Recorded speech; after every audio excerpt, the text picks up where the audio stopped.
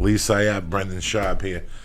Colorado was a very hard sell for me. I was 19. I was in the middle of New York City. Clubs were booming.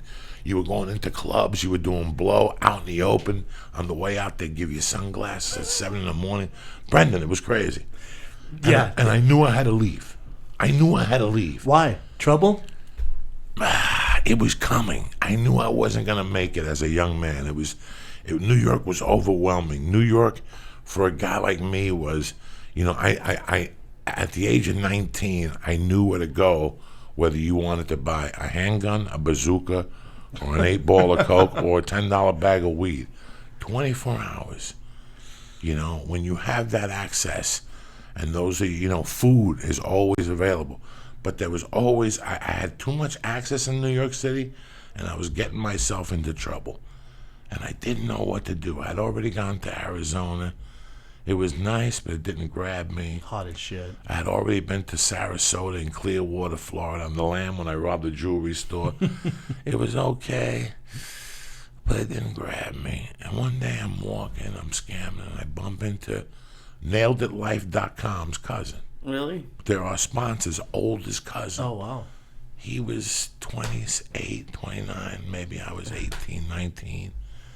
And I go, where you been? He goes, I got a place in Aspen, Colorado, blah, blah, blah. And I go, that's fucking crazy. My buddy's been talking me into going to Colorado. He was at Colorado Springs and got thrown out of the Air Force Academy. So he couldn't go back to Jersey, so he went to Aspen and became a garbage man. And he was loving it because people were giving him, oh my God, people were giving him brand new shit.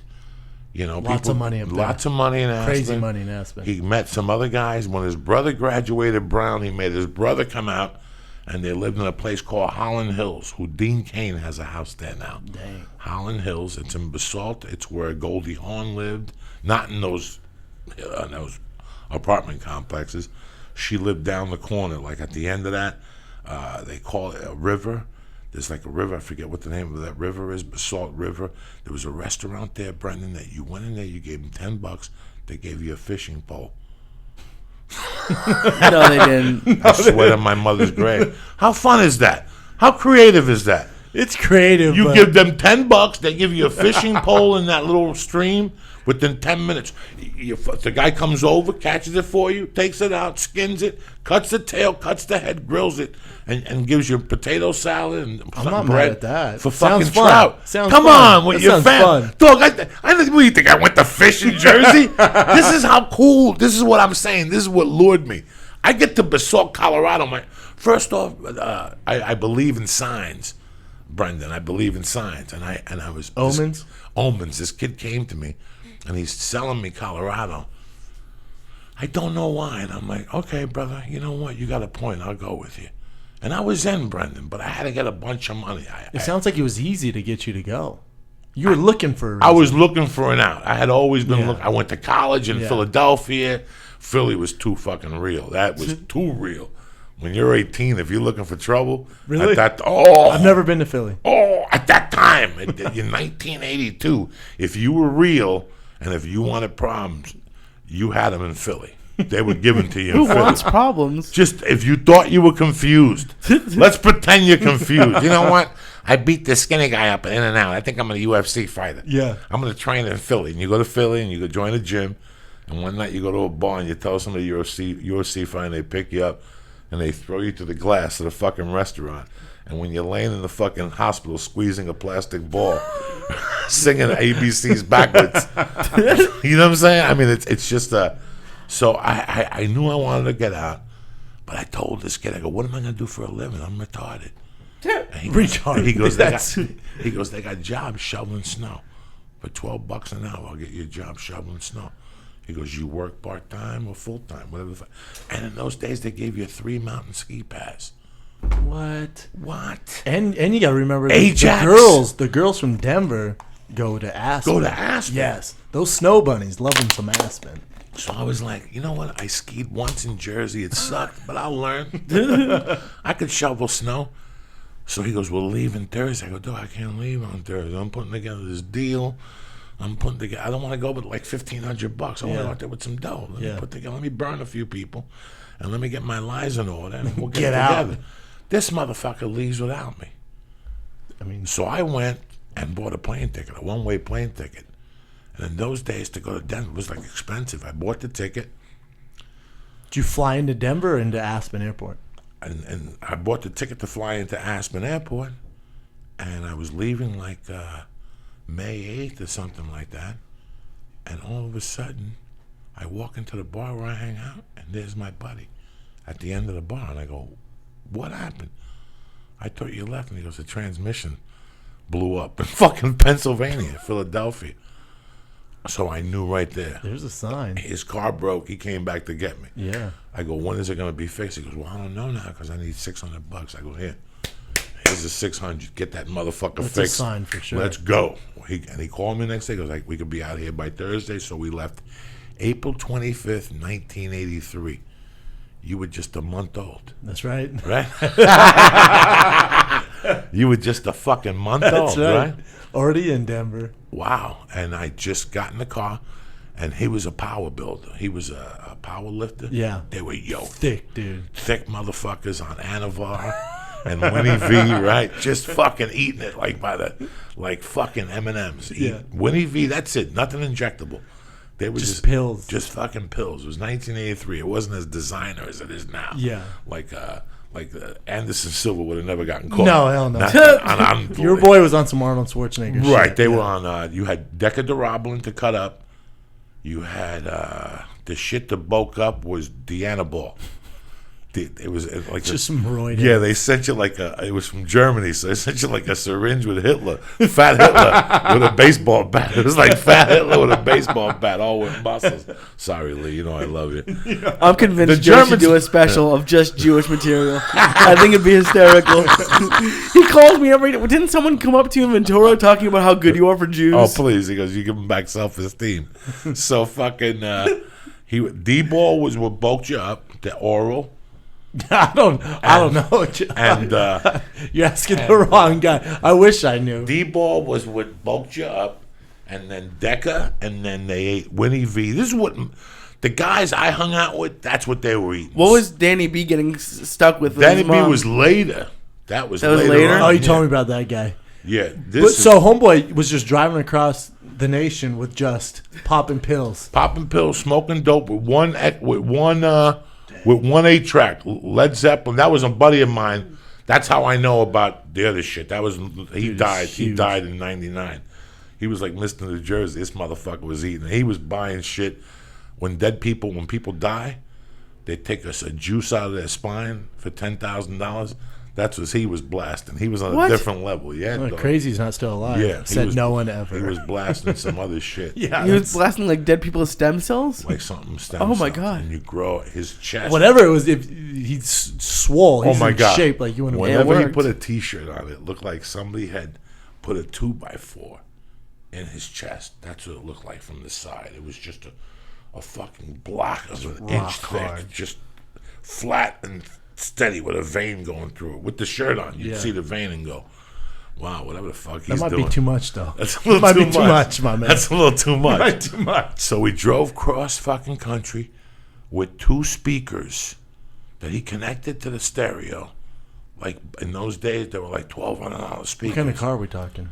Piece of shit, huge gas Beat up. guzzler. No, 12 miles to the gallon. He bought it from like his grandmother to take it cross country. It was like a Buick LeSabre or something. But in the middle was an Olympic bar. He was bringing an Olympic bar across town, across the guy's country. the ultimate So he meathead. couldn't even fucking fall asleep. And 2 45-pound plates or whatever, like 4 45-pound Yeah. plates, and my luggage and my shit in the back seat. We left on a Thursday night from New Jersey at 5 or 6 in the afternoon, and we got to Aspen at 5 o'clock at night on a Saturday night. Dang, that's not bad. No, we drove right You guys through. were some We monsters, yeah, we yeah. drove right through. There was no sleeping. There was no nothing. Shoom, shoom. He got on the mic. I got on the mic. He got on the mic. I got on the I'm mic. not good at that, man. I get He got on the tired. mic. I need my sleep. No. And you sleep too. You sleep. You While sleep a they're gallon. driving? I sleep a gallon. You sleep a gallon. I drive a tank. All you right. drive a tank. I like that. I drive a tank. You drive. What are we gonna stop for? Yeah. To do what? To waste $60 in a hotel and prolong True. our fucking stay. True, some shitty hotel. But it's. I remember being a little boy and they would say, tonight, happy days, 8 o'clock Eastern, 6 o'clock Pacific, 7 o'clock Mountain. And that mountain always rang in my head. I would go, who the fuck lives in the mountain? You know what I'm saying? Like, who the fuck lives in the mountain time. Yeah. And here I was, now as an adult living in Basalt. And there was nothing going on like that. I got a job right away. Like I said, he got me a job shoveling snow. And then after like a month, it slowed down. It still snowed till fucking May up there. Yeah, it snows up there. Fucking May. Snow. Snow and money. That's Aspen. Snow and money. And we had to move. We moved to Snowmass Village, and that was completely different. And I remember shooting down to Boulder one time, like in the summer of '83, and going, "This ain't for me. These fucking hippies." And Denver seemed too industrial. I'm like, I lived in Jersey. When you're on what is that, I-70? There's I-70 and then there's I-25. Yeah. Right, both of those. Yeah, both of them cut through. Both Denver, of them. Yeah. At one point, you're like, "What is this? This is Industrialville." What? And by one point, it just smells horrid. Yeah, that's Commerce City. Not it's Commerce nasty. City. Oh my God! It looks like Terminator 2. That's why I Judgment started Days. comedy pretty much. There was a club there, Club 52, on Wednesday nights, and Still there? I don't know. I doubt it. Oh my God, that's where all the truckers are. And there was a little restaurant there that for truck drivers. Listen to me. That's definitely on the 70. This is Colorado. It was the 70, and it was a restaurant just for truckers, but the guy was an Elvis impersonator. Sounds like a nightmare. He was an Elvis impersonator at some shitty place in Vegas, but he slipped one night, and he fell, and he sued him. So with the money, he opened up this little cafe in Denver.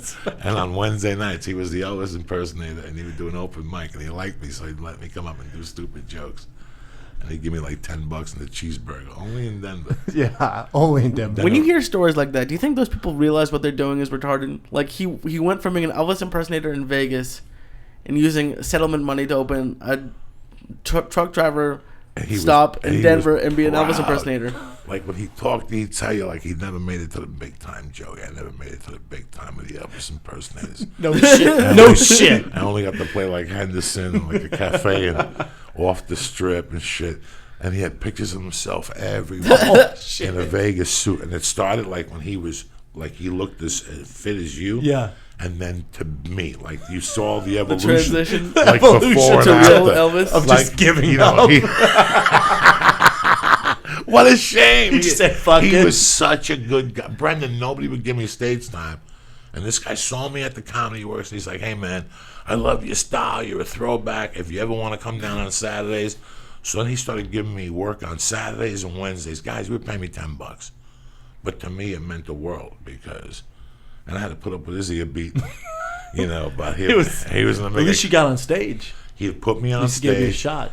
and he really started at like 180, and he blew up to like 450. God. Yeah, like his mom was making the suits for him. Like he wasn't married, he still lived with his mom. His mom was making the suits for him. And This shit. guy's a nightmare. You couldn't write this shit. You can't write that shit. He might have killed it with the lot lizards. I think that's what you call them, the truckers, like the those hookers. pro-ho stuff like that. There's lot lizards. That's scary to me. Like, I've heard of that. Like, they just knock on the truck store in like the truck stops. Have you heard this term, Joey? No. A lot lizard. It's like girls who when the truckers stop, they go from truck to truck hooking up with the guys. Lot lizards. Oh my You god! don't Like, they're say special. it. They're like a special kind of hooker. I've never seen them at truck stops. And trust me, I'm a comic. I've slept at truck stops millions of And times. never seen a lot lizard. No. Oh wow. You've heard of it. Am I making Yeah, this no, up? I've heard Oh, of it. Yeah, I was like, I've am I heard of it. batshit crazy? Yeah. I mean, would you let somebody suck your dick if they knocked on your glass at 4 a.m. if you're sitting there? They want the small 50. if I'm fucking That's my favorite term of yours. He'll call me, be like, I'm going to get that check to suck my dick for the short 50. Sure, the small 50. Small yes. 50. the small 50. Bro, if I was single and driving across country, I mean, yeah, I'd be doing some shady shit, But man. not a fucking lizard lot. No, You don't let some a chick. lot lizard, She bro. just sucked 20 truckers' dick. For like 20 10 of bucks. them are on meth. She's got meth coming in her mouth. Because one of those condoms blew up. So she's all methed up. She's tweaked up. She's sucking your dick. Yeah, it's not you ideal. You ever tweak or suck your dick? It's No, tremendous. no, it's tremendous. The grateful type. Oh my God, I used to get these coked up chicks to suck my dick. I'd be emotionally broken, but they'd be fucking shot. You know what I'm saying? What would they do? Oh my God, cry. It'd make and you suck feel your- good after you got done. Oh, and then you got rid of them. That was the best. How you got rid of them? Oh my God. How would you get rid of them? Who the fuck knows? You lie to them every time they gotta leave. 'Cause You gotta make some Mafia shit style. up. You can't have them hanging out, oh my God, coking out in your So I'm crib. shooting the longest yard. Love that movie. It's the first weekend of the shoot. Adam Sandler's having a party. That's some fucking dirty bar. You know Tate Fletcher? Yes, very well. That's Tate Fletcher. His girlfriend worked at the bar. Tate was an extra in the film. That's how I met Tate. Oh, wow. So we're at that bar and we're fucking around. When I walk in, who's the guy who just got into the car accident with Walmart? Tracy Morgan is sitting with two white chicks, and one of the white chicks is taking a Budweiser bottle and busting it and putting the whole thing in her mouth and drinking it. Like deep throating. Like deep throating and going, I could suck a dick. And I'm sitting there watching this chick. I haven't done blow in like 2 weeks. I'm ready to bust.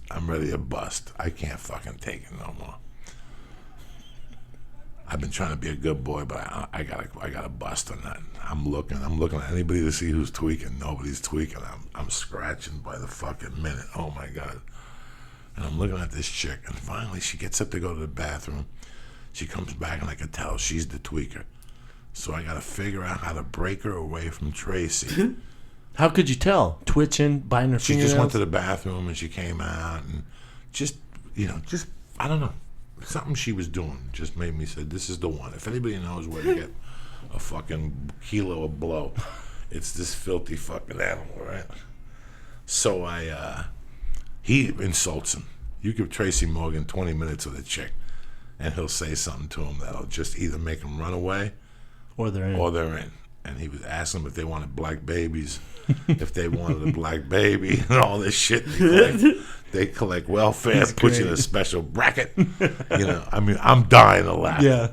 And something happens Tracy leaves, and the two chicks are sitting there. So I go up to the chick, and I go, listen, let me ask you something. Who's got the fucking yay around here? And she looks at me, she goes, I know this guy. We could call him and all this stuff. But in the meantime, I go to the bathroom, and I ask a guy from the set, and he goes, I got some in my fucking pocket.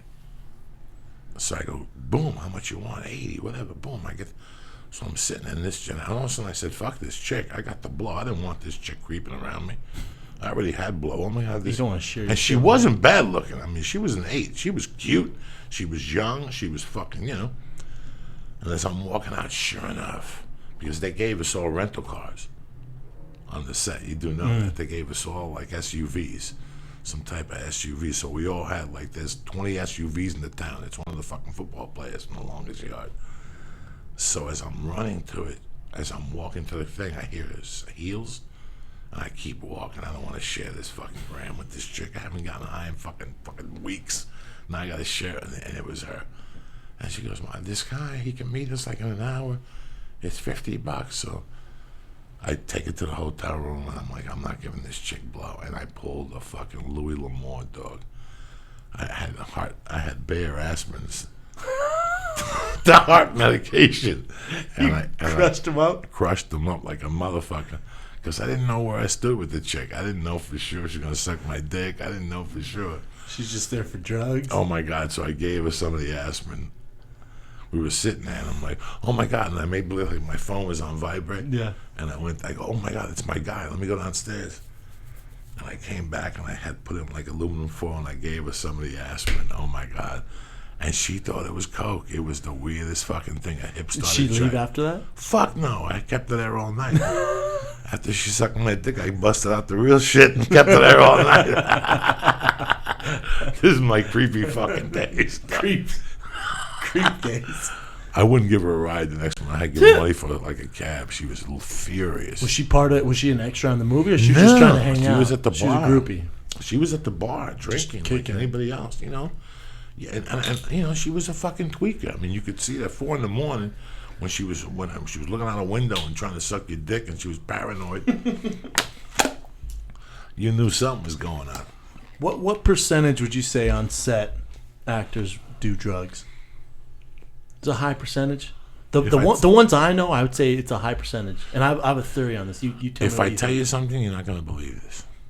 I think you'd be surprised. People, when I walk on a set, I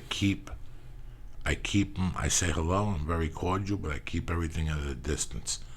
After I did The Longest Shot, I can't tell you how many fucking people, I'm looking you in the face, I'm looking Lee in the face.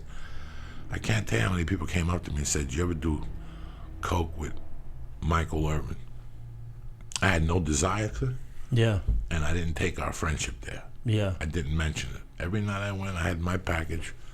I don't know where he got his shit. Yeah. And he went and did his package. He's a great After guy. the movie shot, I heard stories. But, the same thing about this guy, the same thing about that guy. Mm-hmm. But I always keep it light on those things because I know how fast. I heard stories of guys that did blow and all of a sudden they get a big movie role or a TV show and they just start talking to you. I don't want to lose somebody's friendship over drugs. Hell no. So on those movie sets, I always kept it. Weed, yeah, everybody smokes fucking weed. Oh, yeah. On every movie set I've gone to, Yeah. after 2 days, you're going to smell fucking weed. Yeah. Yeah, but as far as the other shit, I have no idea.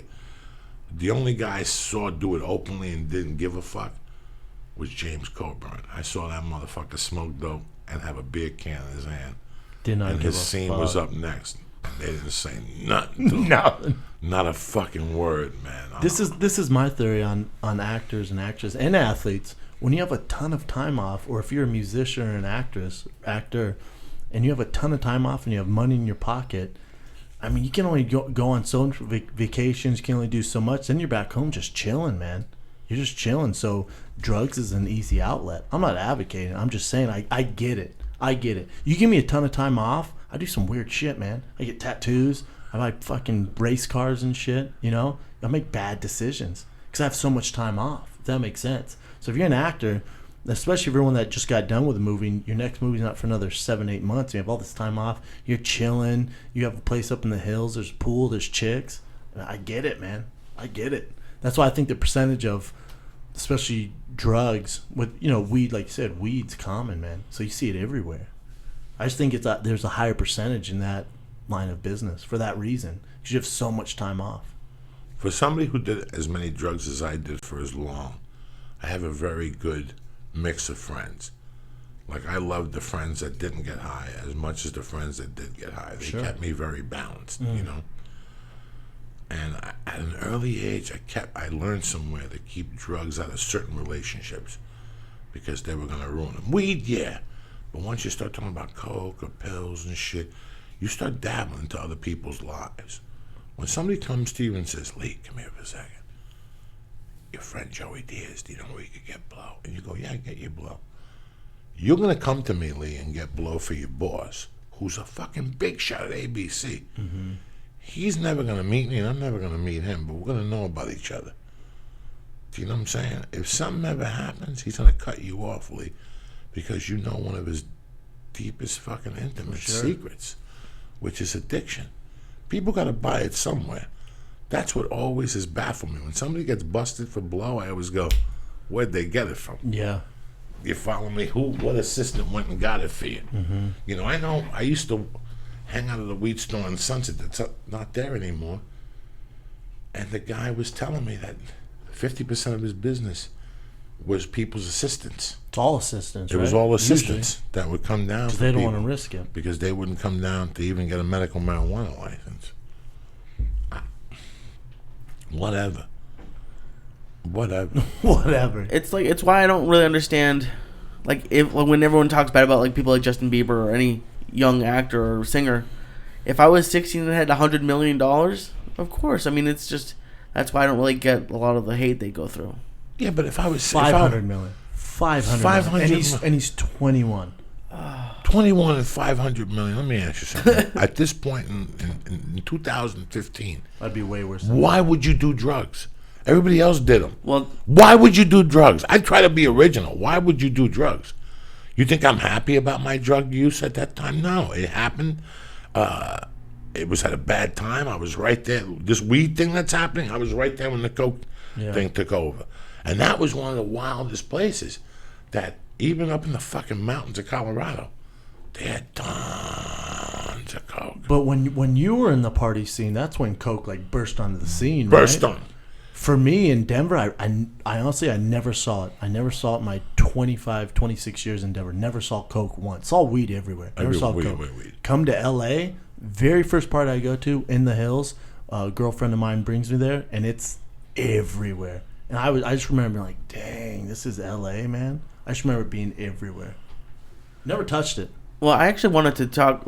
Joey and I talked about the Aaron Hernandez thing, and then like a day or two ago, an NBA player got stabbed at a club at like 4 a.m. in New York. Kid from CU. Like what? Copeland. As an athlete, like how are these people still going out? Like why is Aaron Hernandez killing people when he just signed a $60 million contract? Like as an athlete who makes a decent amount of money, wouldn't you think you'd just stay at home? You would think, right? Listen, the thing you got to understand about Aaron is his background, man. He grew up in a gang. He comes from a broken home. I'm not making excuses for him at all. I'm just saying you got to understand the kid's background. So he grows up doing drugs, getting away, just being the craziest athlete on the field. So that's his life. That's Aaron's life.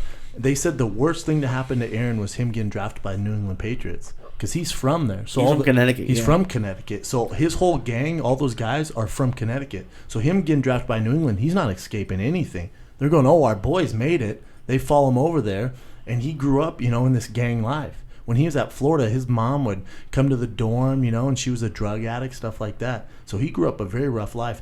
You're not just because you're drafted and people say, oh, well, you're a role model now. No, man. Just because he has $100 million in the bank, you're not taking the hood out of Aaron Hernandez because he's a good football player. He's been that talented all his life and gotten away with it, not working as hard as other guys. That's how talented he is. So when people are like, oh, this is ridiculous, how can you do that? You got to realize the conditions they come from, man. Not everyone comes from a great family. That's all he knows. To us, it's stupid. I'm not advocating what he did. To us, it's stupid. But to him, it's all he knows, man. So him getting drafted by New England Patriots, I mean, you talk about omens, whatever you want to talk about, it really fucked him, man. Listen. I think if you went to Arizona or anything. This just didn't start happening. 20 years ago, before both of you were born, a player got drafted by the Boston Celtics. Len Bias, and he did coke, and he fucking died of a heart attack. Yeah. This has been going on for years. You take a bad environment, a good environment. Who knows? Why does a fucking player go out of his fucking house when he's got $30 million in the bank? He knows people are going to be running and gunning for him. What makes you take your fucking Mercedes with your butler and go to a club because you want pussy? You want to be normal. You want to be normal, though. Why can't you go to a club? You got money. You want to buy a bottle. You want to go to Las Vegas. You want to get your dick sucked. Yeah, man. But you know what, man? People go, well, there's cameras out now, Joe. All this shit, the security. You have to act like a human fucking being. Athletes have always been crazy. Listen, I got a Playboy magazine at the house about Hollywood Henderson, another guy that came out way before you guys were born. He was a Dallas Cowboy that got fired because he put up a number one while the Dallas Cowboys were losing. When Tom Landry was a coach, he put up his number one before a commercial and pointing at a towel, and they fired him because he was a linebacker, and the towel was somebody's from the offense, a wide receiver who was putting out towels so other guys could dry their hands on the towel before they go out and get the ball. Yeah. So he just gave it like an advertising. They fucking fired him the next day, Hollywood Henderson. Jesus. But Hollywood Henderson... They're looking for a reason to fire him off. Hollywood Henderson was a fucking monster. He got drafted by Dallas, and that's... If you read the article, and Sergio Ortega from years ago, I put this article out there, and he found it at a flea market in San Francisco for like $4. It opens up with him because the Dallas Cowboys used to train at Thousand Oaks. Yeah. That's their rookie camp. Well, they're in Oxnard now. They're still, they used to be Thousand Oaks 30 years ago. And he talks about his first day stretching, thinking about what he had in his room: 3 hits of acid, a gram of blow, an ounce of weed, and $30, and how he was going to go out some speed. And then he used to come to Hollywood and hang out with the Pointer Sisters and Richard Pryor. He was one of the originators of freebasing. Oh, wow. So if they knew it, Dallas knew it, they all knew it. At the time, the NFL was Dallas and San Diego Chargers were the biggest coke fucking freaks. And the San Diego had their own, cop liaison. Yeah. that was issued to him from the NFL. So if something happens to you, you would call that Go to cop. him, yeah. And he wrote a book years later about Ooh, I bet it's good. fucking the quarterback and Chuck Muncie getting paranoid. And Chuck Muncie was walking around with a gun, and the gun fell and they shot him in the arm. So he was out for 3 weeks, but he just said he had surgery. And how they bought it. Sure. He has allegations in there about Joe Montana's 6 week. When he said they had back surgery, he was really in a rehab. What? Oh yeah, Joe Montana was the king of swing, though. What? Yeah, man. When I found Joe? I found out when I was doing the longest No way. yard, man. It's kind of disappointing. My heart broke and I fucking love hell. Joe Montana, Oh my man. God, bro. When I found out Joe Montana was a fiend, my heart broke. Why? Because he was my idol growing up, Joe Montana, dog. What, are you kidding me? I met Joe Montana at a Super Bowl party. Did you look at his nose? It was probably leaking. They said his nose leaks, dog. I just remember being so excited to meet him, and maybe you never know what's someone's going on in their life. I remember talking to him, and it was so depressing. Maybe it was a dark time. I looked down, he has fucking Skechers on at the time. You remember he's pitching Skechers. He's at the Super Bowl party in his fucking Skechers, and he's just talking about how he wishes he could go back to the NFL and play. And I just remember walking away and being like, "Ooh, the guy needs a friend." Just like he needs to talk to someone, man. Something. For sure, tell me about fucking glory 49er days. All right, so when I'm sitting there, we're doing because we did 6 weeks of the longest yard in Santa Fe, New Mexico. Then we shot the rest down in Torrance. Oh, really? At college down there. Oh, nice. So one of the days we were shooting, they were shooting inside the NFL with Marino and Sandler. And I was talking to somebody. It doesn't really matter. I don't know who it really was. Yeah. About whatever. And for some reason, you're doing something, but something catches your eye. Something catches your eye, and you focus on it. Somebody's moving fast, something. So guess who comes by me moving really fast? Who's the crazy fucking linebacker that beat the dude up with the helmet? Romanowski. Bill Romanowski, yeah. Oh my God. He comes walking past me fast. And something just made me tilt my head. He's got the shorts on. He's got the T-shirt on. Yeah, he's a big dude. And he's just moving. But this time he shrunk. Right? He's just moving. And they're shooting inside the NFL. Right? They're shooting it. Cameras on. And he walks around the set and he goes to Marino, "How's that drug problem been and all?" Dog, it was fucking... No, he didn't. Yes, he fucking did. Are you fucking kidding me, dog? What'd Marino say? He just froze. Like, he just laughed, cut. And they were just giggling about it. Cut. They were just giggling. Sandler turned purple. Everybody turned fucking purple. Yeah, man. Fuck. Yeah, man. Romo's a wild card, man. What's that? Romanowski was a wild card. Done. Crazy dude, man. Dog. Done.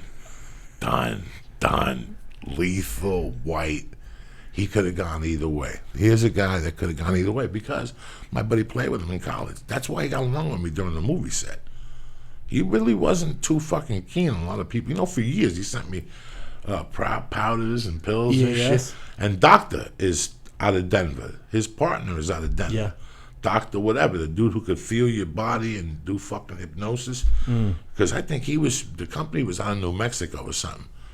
But they were both out of Denver. The Doctor's out of Denver. Yeah, Romanowski's no joke, though. No joke, He could have been 10 times worse than Aaron Hernandez. He was going for people's eyes. He was the guy. He's that fucking elephant in the circus that's gonna freak out and fucking do some work. Man. Yeah, he could have. Yeah. My buddy was second to him in tackles in college. Really? So as soon as I got the thing, he called me. He goes, "Hey man, listen, don't play. Don't fuck with Roma. Keep him straight. Be honest. Don't fuck. Don't. No. No. And I learned the hard way because when we were shooting that scene where he hits me. Yeah. There's a scene where he hits me. Yeah. There was a squad. There was the actors. There was the doubles. Then there was a practice squad, right? And when we were shooting that movie, the practice squad would shoot stuff with the uniforms on, and you'd think it was the guys. Yeah.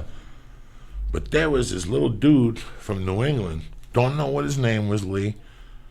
No big body. He wasn't buffed. He wasn't Mr. America. He was just this little Italian dude. Maybe 6 feet, and they were lying. Maybe 205. Dog, he was popping motherfuckers. But when I tell you he was popping people, he was dislocating shoulders, like that type of shit. Taking it too serious? Like, no. Just clean. Even people were like, God damn, dog. God damn. Like, what the? Pop! At the last shot, pop! One of those guys that's with you the whole time. Yeah. And all of a sudden, once you touch the ball, bam! Well, he had fucked up 2 guys in 2 weeks.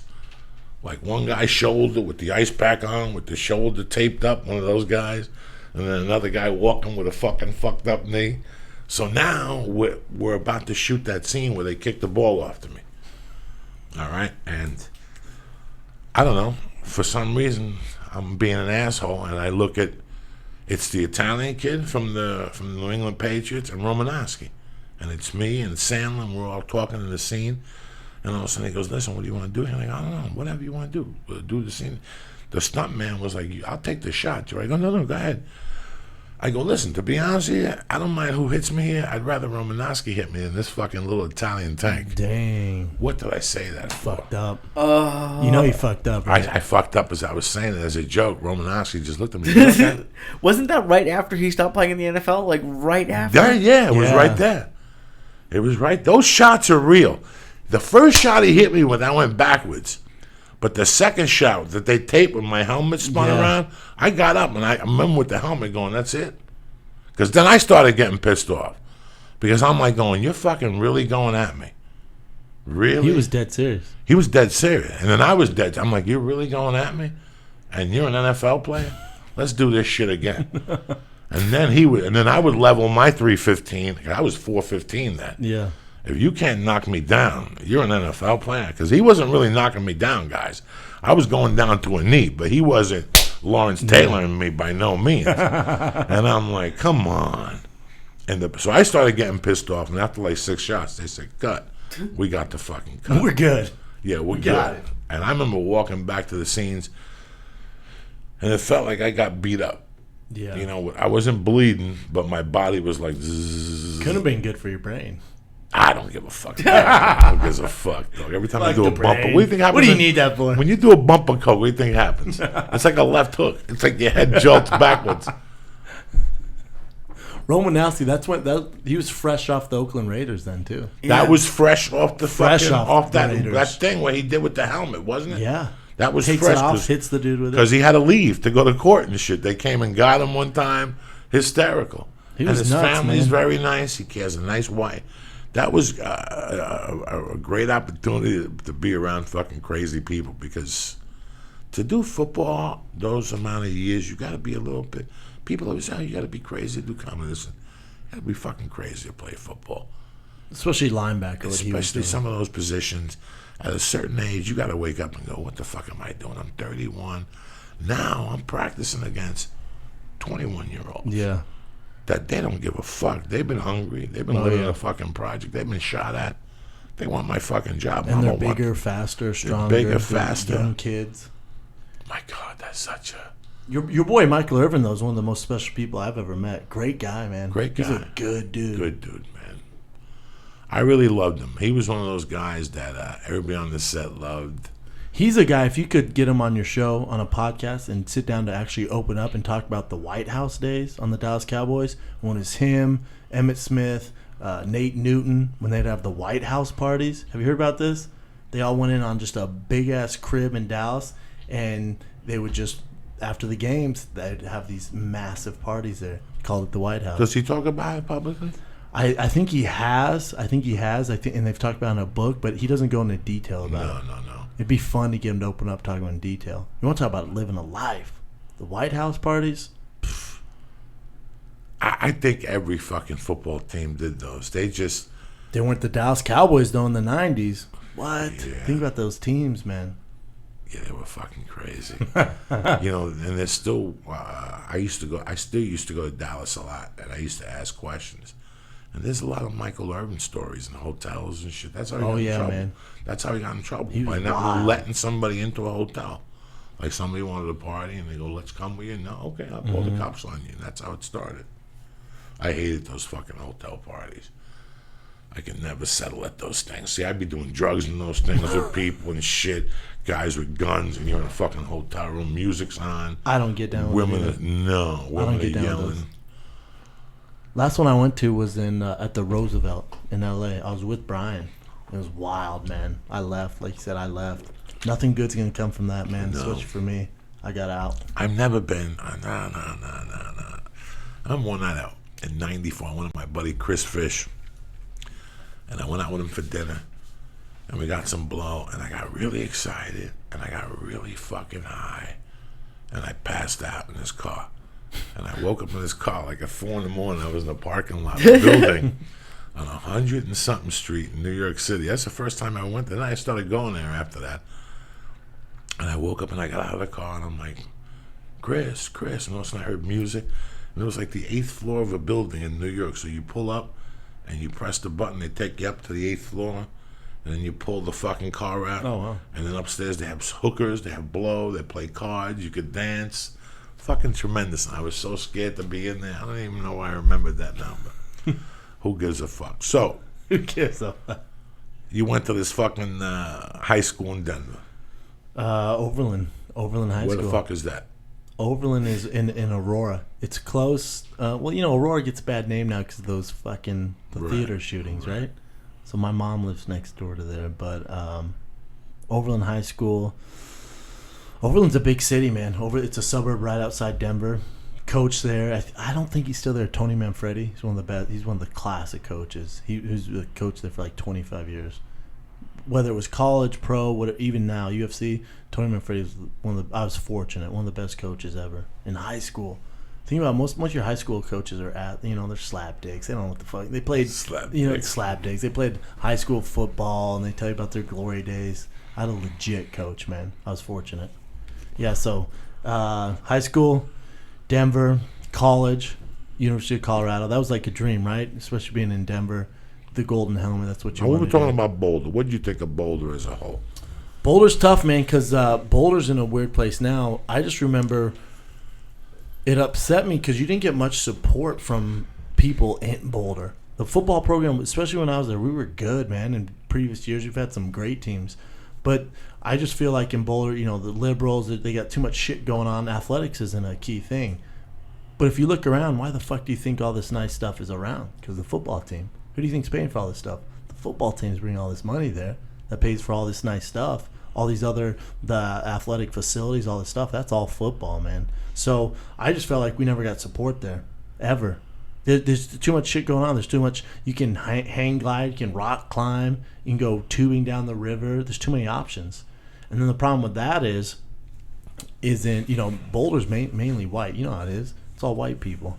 So you're trying to recruit these 5-star athletes, from urban areas. It's a tough sell, man. It's a tough sell. It's beautiful, but you're trying to take a kid from a big city like New York or Los Angeles and say, hey, check out Boulder.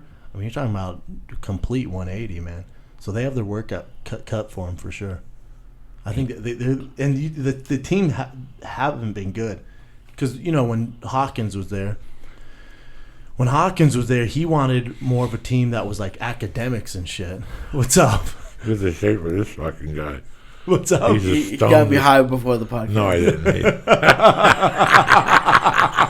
He's just like dead quiet. Dead quiet. I don't even know what I did. He just looked at me. He was like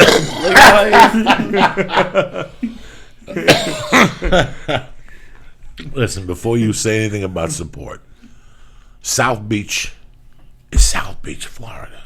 It doesn't appeal to me, but it appeals to 1,000 million people. I agree. And you know what they can't do in South Beach?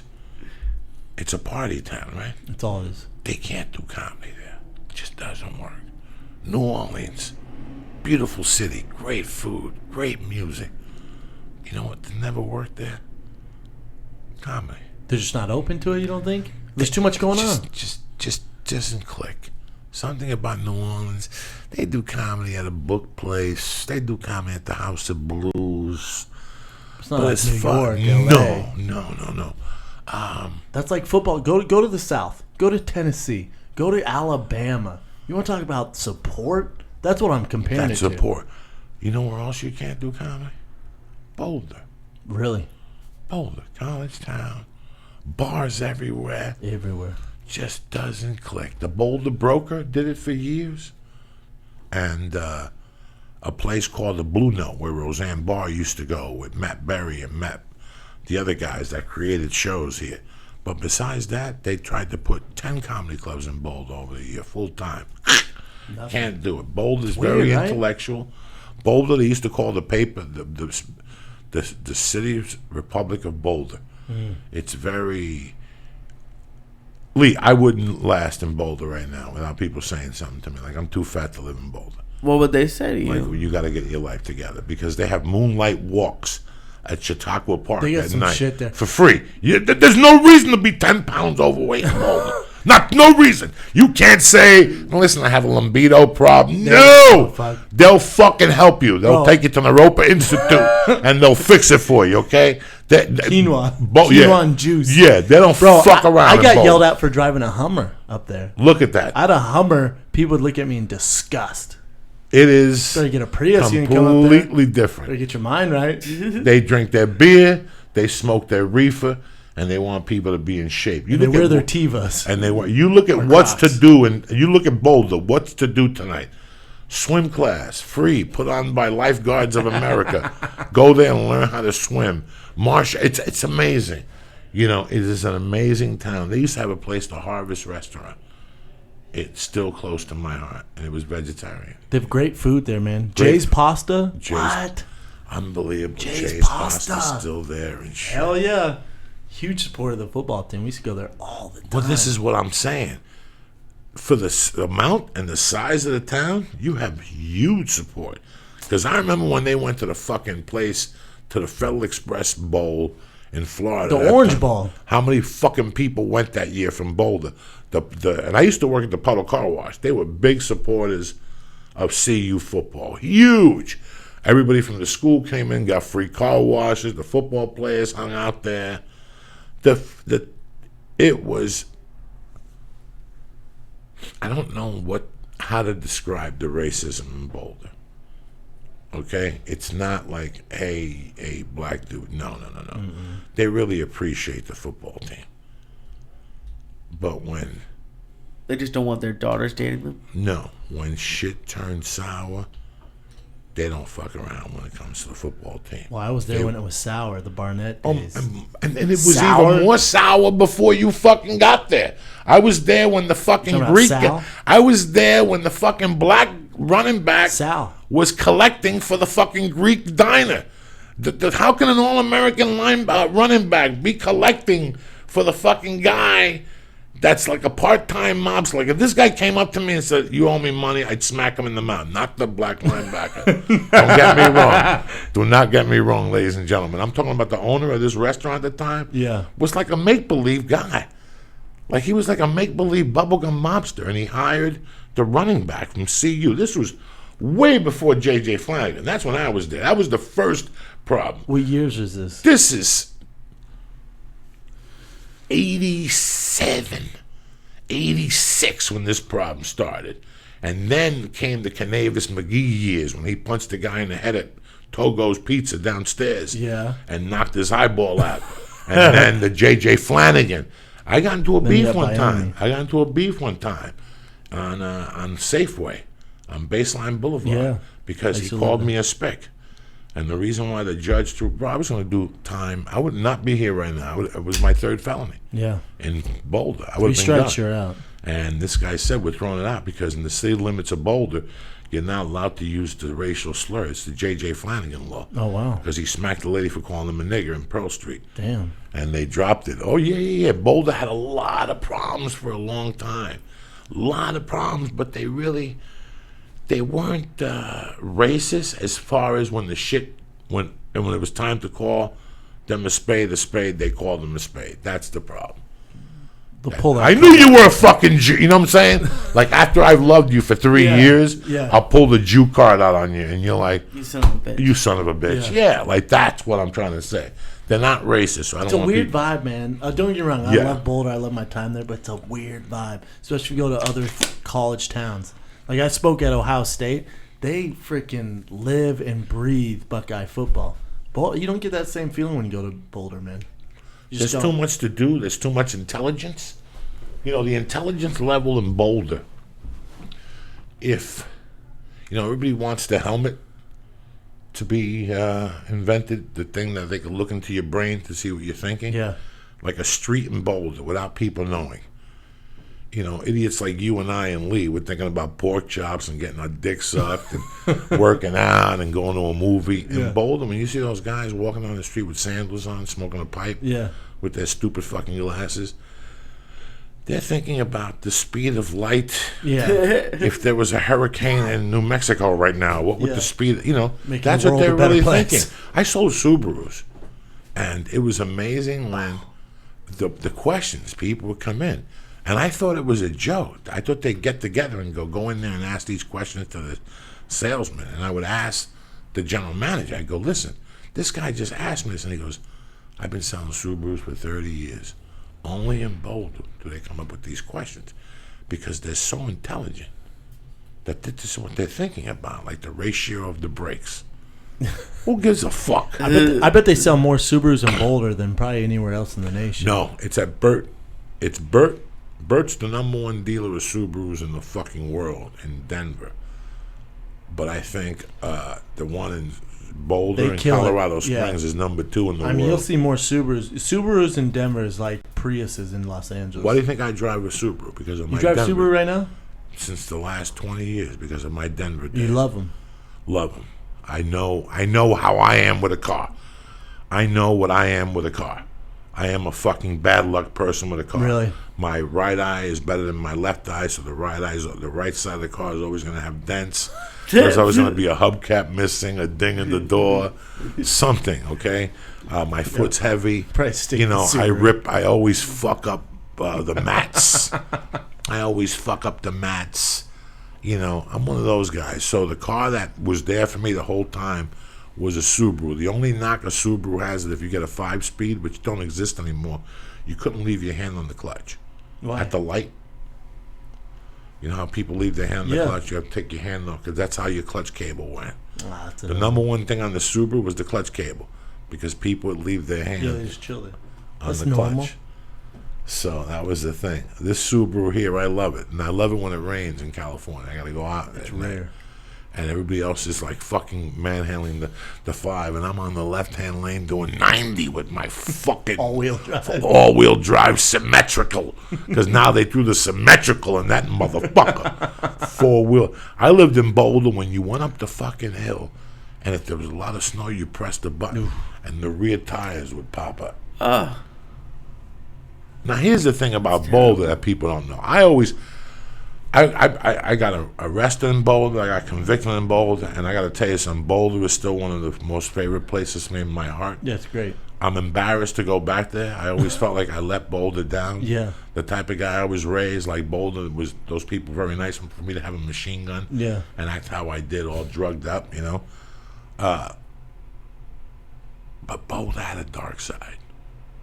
What do you mean? Like, I saw a lot of weird shit in Boulder. Like, I was just thinking about this guy a couple nights ago. I was at home by myself. My wife was out of town. And I was thinking about my man, Fred. That was the first like, I thought I was a gangster when I lived in Jersey. Like, I thought I was a gangster. Like I knew shit. Like, a guy I knew killed a guy and threw him into the fucking Hudson River. Like, I just knew shit when I was a kid. But it wasn't until I got to Aspen. Like, I was lonely, you know. I was lonely. And this girl used to always come over to the house. She used to work with the girl next door, and they all smoked pot. And one of my friends, and I would come home some days, and there'd be 8 people in my living room. This woman, one day, she said to me, she goes, "You and my husband would get along. You should go talk to my husband." So I would go over there at night and talk to him and shit. He was like a hard dude, you know. He's ex-Marine, whatever the fuck he was. He was originally from, like, you know, The other side, Grand Junction. You know, those people ain't got no far. personality. Yeah, You know what I'm saying? not shit in Grand Junction. Yeah, they ain't dicking Grand Junction. I haven't heard that word in forever. Yeah, Grand Junction, you know. But this dude was just cool. He was in Vietnam, just a solid dude. He was a little older than I was. He was a bus driver. And I would talk to him, and one thing led to another. And one night we're watching Scarface. He didn't get high. His wife got high, but he didn't get high. He drank tequila and smoked cigars, you know. And we were watching Scarface. And I said something about a gun. And he goes, turn this off. And he said, move the couch. And we moved the fucking couch. And under the couch was a fucking floor safe. And this motherfucker opened it up. And out there he had the Rambo gun, the Tony Montana gun. This is 1983, guys. Yeah. He's showing me this craziness. He's showing me this utility stuff. He waiting for an apocalypse or some shit? He was waiting just to kill people. He was dying to kill people. What he really wanted to do, this guy, his dream, and then that's how we became friends. So he started teaching me how to shoot on Saturdays. He taught me how to shoot. It didn't worry you that this guy wanted to kill people. No. See, I've been on the fuck out. No. He didn't tell me himself he wanted to kill people. He wasn't creepy. He was a guy that just I could tell that he had killed before. I could tell he was in the service. Yeah. I could tell he didn't fuck around. I could tell he really loved America. He was just a different type of dude. But I could tell he wanted more, and he felt like he had been cheated. He was one of those dudes, and they're the most dangerous ones. Super dangerous. And I didn't know where this was going, Brendan. You know, he was just very nice to me. He'd just say, what do you want to do? What do you want to shoot tomorrow? All I had to do was pay for my bullets. So we go to the bullet store before that, and he'd tell me, what do you want to shoot tomorrow? I'll shoot the 9mm with the scope. I'll shoot this with the fucking bazooka. Let me shoot this. So he'd go, all you got to do is cover your bullets. And he'd let me shoot it, Brendan. He was very nice. I shot like 3 guns in New Jersey, had a pigeon in a backyard. When somebody takes you shooting in Colorado, your fucking heart beats. You're out there. Yeah. He would take me like behind these fucking mountains and put up cans, and it was shovels so people could roll on the floor like you were in the service. This was fucking crazy, guys, on fucking Saturdays. And we'd spend all morning out there, and he'd tell me one thing. I'll take your shoot and just do me a favor, don't smoke that shit. That was our deal, so I didn't get high. Everything was very legit. He showed me how to clean the gun afterward, how to clean them. He was my fucking dog. Then the clouds finally What do you want parted. Okay, so he knew I had a little larceny to me. He knew I had a little larceny to me, and one day he just started talking to me about robbing a bank. But he wanted to rob the bank the day after Christmas. I told the story on Marin one time, and people were like, you can't rob a bank on Christmas Day. I mean, he wanted to rob. The Christmas Day was like on a Wednesday, so the bank was going to be open on Thursday. He wanted to rob the bank like on Friday or the Christmas Eve. Why? What's his reasoning? Because all the money that was going to be there from Christmas vacation, they weren't going to have a chance. The people weren't going to pick it up till the following Monday. So he knew he had been watching the Bank of Aspen. So he knew that on weekends they don't make a pickup. So they had to be 50,000. I don't know what the number he had, but he had another guy and me, and he wanted to do it with snowmobiles and rob it through the back way. Like it had never been done that way. Like instead of robbing the bank and having to shoot it on the street and having the helicopters chase you, fuck that shit. Do it on snowmobiles. Have a car, dash out with a car, but have a point where you get into snowmobiles, dip out. And by the time they find the snowmobiles, you're kind of convincing me. I feel like oh my God, this is I'm in shit. Now at the same time, this is the winter of '84. At the same time, no, this is the winter of '83. At the same time, I'm robbing little drug dealers in Snowmass Village. Just little guys. An ounce, a half ounce of blow, 800 cash. Dumb shit. But I got my sights on this fucking jewelry store. On my own. I'm going to do this jewelry store. So I had another friend that was an electrician. This is crazy. Oh my God. Oh my God. You see, Brendan, things could have gone a lot of different ways. Yeah. You see what happens when you're 18 and when you're 50, where your thinking goes with those college players that we were judging before. You don't know what a kid's thinking when he's 22. You know how fucking weak you are when you're 22 and you really don't know it? We think Jehovah's Witnesses recruit you when you're fucking 40? No, they recruit you when you're 40, but that's the time to get in. When you come out of college and you're disheveled, and you don't know what you're going to do, and all of a sudden the New England Patriots give you $60 million, and you're still hanging out with gangsters. Yeah, man. And now you listen. When I kidnapped that guy, let's be honest, because you didn't know the story, and we were getting through this the other day. Let's be honest. I could tell you whatever story you guys want to hear. Was it because my mother died at a young age that I kidnapped somebody and made them go through that? Not really. Was it because of my drug use and I'd done PCP in 1982 and it backfired? I could tell you that, and I could probably have a psychiatrist back it. That's how crazy. But I'm telling you as a man. You want me to tell you what it was, bro? Between the drugs and the way I'd grown up, like watching people with guns, some way in my mind, I thought that was the way to go. Like I got that confused. You think it was options? You just didn't have many other options? I had tons of options. Who the fuck are you kidding, dog?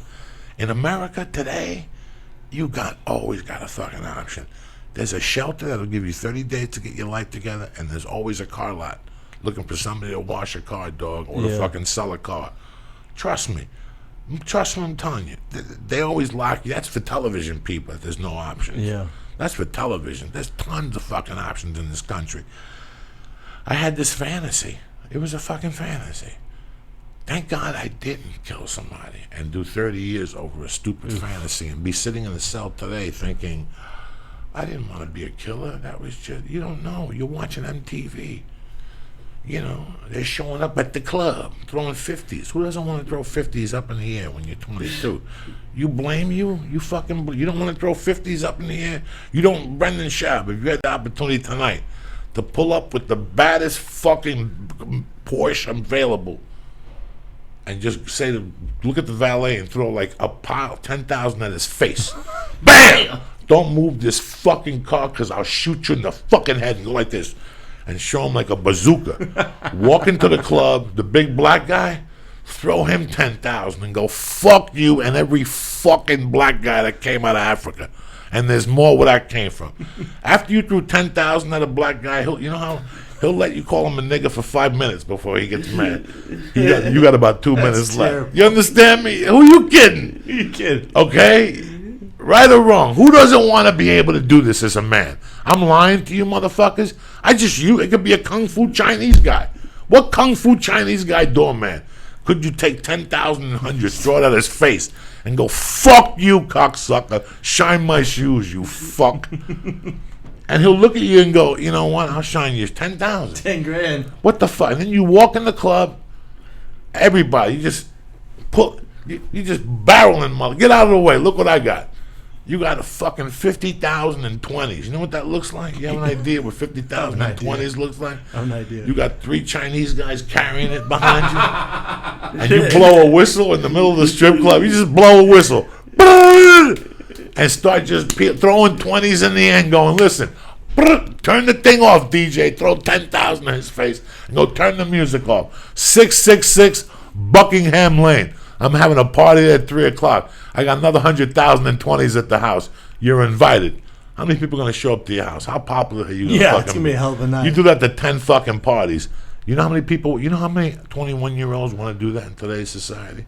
I did. I'm not going to lie to you. All I want, if I think back, what did I want money for? You think I was going to buy a house? Hell no. And resell it fun, man. and flip it? You think that? Make an investment? Yeah, I was going to make an investment. I was going to take that money, buy a kilo of Coke, buy a bunch of clothes, buy a fucking car, get a hotel room, and spend it till I died, or that's it. And then not have a plan. You don't really have a plan when you're that young. The only time I've ever legit made it rain on someone like that is I got out of I haven't told this story. I get out of the Ultimate Fighter house. It's the night we get out. So I've been cooped up for 6 weeks. I'm in the finale. I got money in my pocket, and I'm at Tris nightclub, and I'm walking through, and Rampage Jackson's there, and he goes, Schaub, come here. I go over, and Rampage gives me a big hug, and he's like, here, hold this, and he gives me a stack of cash, like this big. I'm like, it's the most cash I've ever seen. I'm like, what? And he goes, when I count to 3, just let it go, just start making it rain. Gives me his chain, I have my shirt off, his shirt's off. We're standing up, and I just remember him going 1, 2, 3, and I look around, it's just girls everywhere. He's making it rain.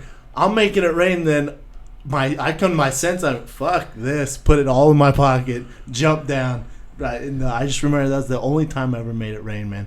But I did it for just half of it with Rampage Jackson, then put the other half in my pocket. I was like, you know what? I'm gonna need this money. Dipped out. Went back to my hotel. Listen, let me tell you something. I'm not cheap by no means. I see a homeless guy, I'll give him $5. Oh yeah. But there's something about making it rain that I could see myself one day when I'm 80, sharing a bunk with 3 fucking black dudes. Cutting my toenails. The guy's throwing them at me, and me in the corner thinking, if I just had 10 of those dollars that night when I made it rain, if I just had 10 of those fucking dollars right now. Make it rain. All right, so see you, Boulder. See you. What a fucking great city that was, man. Like we said, though, we're talking a little bit off air, though. I couldn't wait to leave, man. I just figure like there's more out there in the world. Oh, no. That's why I came to L.A. Listen, I left there. I go back, and, I'm not hating on Denver. I go back, I feel like I'm in a fucking country western, man. It's just everything seems slow, and it seems like nothing ever changes. I go back and it just feels like it's the exact same as I left it. It's all about the Denver Broncos, baby. Oh, yeah. It's all about the Denver Broncos, baby. Yeah. What you want to do? Want to be called as John Elway. John Elway. John Elway. He must own 100 car dealerships. Fucking everything. By now, when I left, I used to work at Cherry Creek Jeep Eagle. Oh, really? You know what that is? Yeah. No. That's not even there anymore. When it was Dandy Doug. Is it off This of... is 1994. And there was a movie theater there. I can't believe that you just said that. That movie, I went to see The Getaway with Baldwin, and when he was married to the blonde, when they remade the Steve McQueen movie. That's the first time I ever seen Alec Baldwin. I'm like, that dude is fucking good. I had never seen him before. Did Elway buy that dealership? He not owns sure. like 100 dealerships. I left he in took 95. over, man. It was Clint. It was Doug Spedding off where the 70 becomes the 36 or the 25. 36 is into Boulder, yeah. Into Boulder. Yeah. There's that turn off. Yeah. There used to be a car dealership there, Doug Spedding. There's a shitload of car dealerships there now. I used to work on 104th. When I first moved back I had a great relationship with Colorado, man. It was something. But once I got in trouble and I got out, I've always felt guilty because it was a nice place, and now I was living there and I had to live there. But man, it was. Do you do stand up there now? Comedy Works or any of that? I'm going back in Denver in June 6th. To This is Comedy the Works? first time, yeah, Yeah. in a long time. But that's where I started. Those do well, man. The Comedy Works do well. Oh, out please, there. They sell fuck out, yeah, they man. do well. Those Joe did a special there. Yeah, no, that's a great place. And Boulder's a great place. I just can't believe they just won't take the fucking comedy. But the Broker, the Broker is. Yeah. They used to do comedy there on Tuesdays. I didn't know That's that. where I started. Oh, wow. I used to be the host, the house MC there on Tuesday nights for about 2 years. That's where I was every Tuesday night. It was steak night. It was like $10.95, and you got They're still known for their steak. the steak, the shrimp bowl. Yeah. When you walk Shrimp in, they bowl. give you a shrimp bowl. Yeah. Lee, as soon as you walk in, no questions asked. They give you a shrimp bowl. You'll shit blood. It's from the fucking. It's from the oil spill of 1922. But it's free. But it's fucking free, and they used to have 4 of them. It. Lee, you might be the highest looking guy I've ever seen in my life. Oh, I know. I'm sick, and then he gave me a Green Hornet, and then like a piece of the Star. What's a For Green no Hornet? reason. Oh, show him. It's like The 80 Star. milligrams? The Star. The only reason I've ever heard of the Star is because Joey. Yeah, that's The Star. This used to be 6,000 milligrams. Oh. It was a huge Star. It's down to like maybe. What do you think? What do you give it? 1,200 milligrams Maybe, right now? if Yeah, that. maybe. And how long has that last you? How 2 long? 2 weeks. 3 days. You see it? It's like squishy. Joey just eats half. It's crazy. The only reason he has the knife is because I'm here. Like if it was just you, you'd take like 4 bites out of it. Oh, Joey. Boulder. The highest guy I've ever seen in my life. It's fucked up. And then I'm going to San Diego this weekend, and it's gonna be Like this the whole. we're taking an edible like at noon tomorrow. You usually travel with Joe? No, not usually. No, Like, just this every once weekend. in a while. San Diego's great, man. You have fun down there. No shit. Hell yeah. So how many years did you play at CU? I was there for 4 years. Fucking 4 years. 4 years. Redshirted a year. Yeah, and 3. And did you guys get far the years you were there? Oh yeah. Big 12 North champs. All 3 years I played. Then we lost in the Big 12 championship every year too. We lost to those killer teams though. We lost to Texas when they lost to USC in the national championship when they had Vince Young. We lost 50-3 to them. We lost to Oklahoma when they had Adrian Peterson, Jason White, 2 Heisman winners. And when you're talking about, we played some teams, man. Yeah, you do. Yeah. It was a beast. We were good, man. We were damn good. We also, nothing was worse than when we lost to, God, I want to say we lost, we might have lost 70-14 to Texas when they had Vince Young. But I was on the fucking kickoff return team. And when they're scoring, they scored 70 points. I got to see the same dude every damn time, man. It was miserable. He was just this killer. Just this killer, man. I just remember dreading it. After fucking, 7 touchdowns is 42 points. So after 7 times, you're like, dude, how many times I got to see this damn kid? I just remember that it was miserable. We got embarrassed, man. Rings are great. We had good seasons, but those teams were untouchable. I was there in the McCarthy era with Sal and Nessie when he had the stomach cancer and the kid with the daughter. Yeah. And the fucking, oh my God, it was sad. But they kept pulling it off. Then they tied Notre Dame or something like that. Then there was accusations that the quarterback was a Crip. Yeah. He kept coming back on the weekends and getting crack and taking it to LA. This is, what the fuck are you doing? You're in college, you're broke. I'll tell you what, there's no, this is going to go off on a little tear, but there's no bigger crooks in the world than NCAA. There's no bigger crooks. If you think about it, as much money as they make off kids, and you see this kid, I think it's for Baylor, he was homeless, walked onto the team, made the team, the NCAA just banned him for life for taking food and shelter from a outside source. Banned. Can't play anymore. Can't compete. Can't play football anymore. Homeless kid. Think how much money the NCAA makes off these kids. Johnny Manziel jerseys. You know what I'm saying? Ohio State sales. Video games. They have a ton of video games. Dude, video games, jersey TV rights. That's I mean, when Tim Tebow played, his jersey was the number 3 most popular selling jersey in the world. and he doesn't get a dime of that? Didn't get a dime. NCAA gets it all. University of Florida gets it all. Oh my God. He didn't see a single penny. Nothing. And then you're going to ban a kid for life because he was homeless and took shelter and food from a family? It's ridiculous. There's no bigger scam in this world than NCAA. Let me ask you something. The years you played on the team, Yeah. one of the kids on that team, his dad was a gangster that was in the witness relocation plan. Really?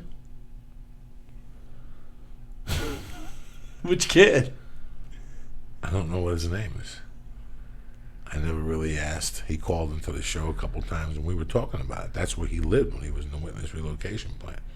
They recruited him out of Boulder, Colorado, and he lived in Boulder. And now he didn't go pro. He lives in San Francisco selling something or something. Black kid? No, white. How can a black kid be in the fucking mafia? Yeah, that's true. That'd be called. No, Yeah. he's a white kid. That's really crazy. You said that. I just remembered that. God, I wonder who it is now. There was a drug dealer in Aspen that had been blown up.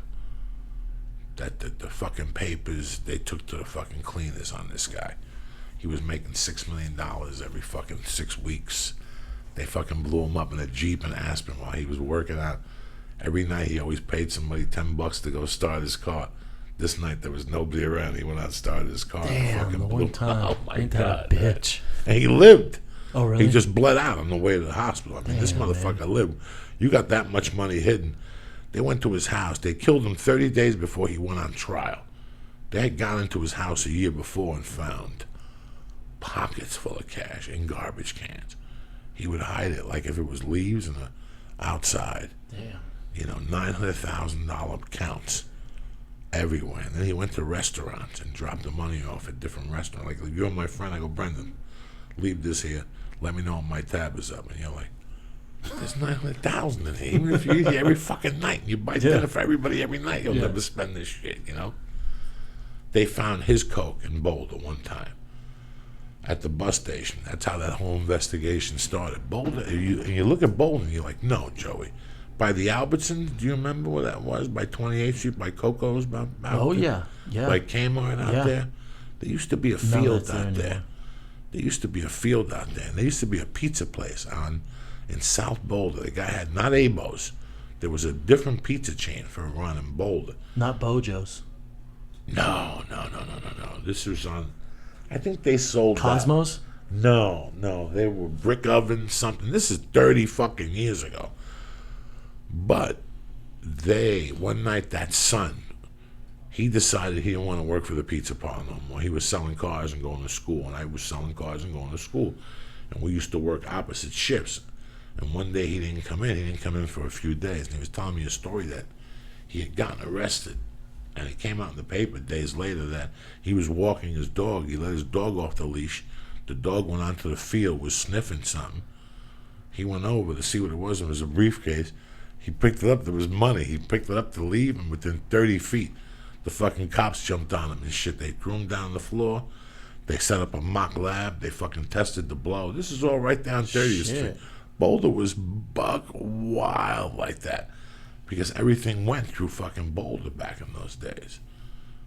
Boulder's not, then you had the bus stop. Yeah. Which the bus stop still there is a strip club that's owned by a church. We were banned to go there. CU Players? Yeah, banned. Yeah. I'd been there a couple times. That's a strip because there's nothing else to fucking do in Boulder. There was nothing else to do. A church owns it? A guy that owned it died and left it to a church. So it's like the only strip club within fucking 30 miles. Yeah, unless you want to go to Denver where you have Shotgun Willies where they don't fuck around. And Diamond Cabaret. Diamond Cabaret. I used to be a bounce man there.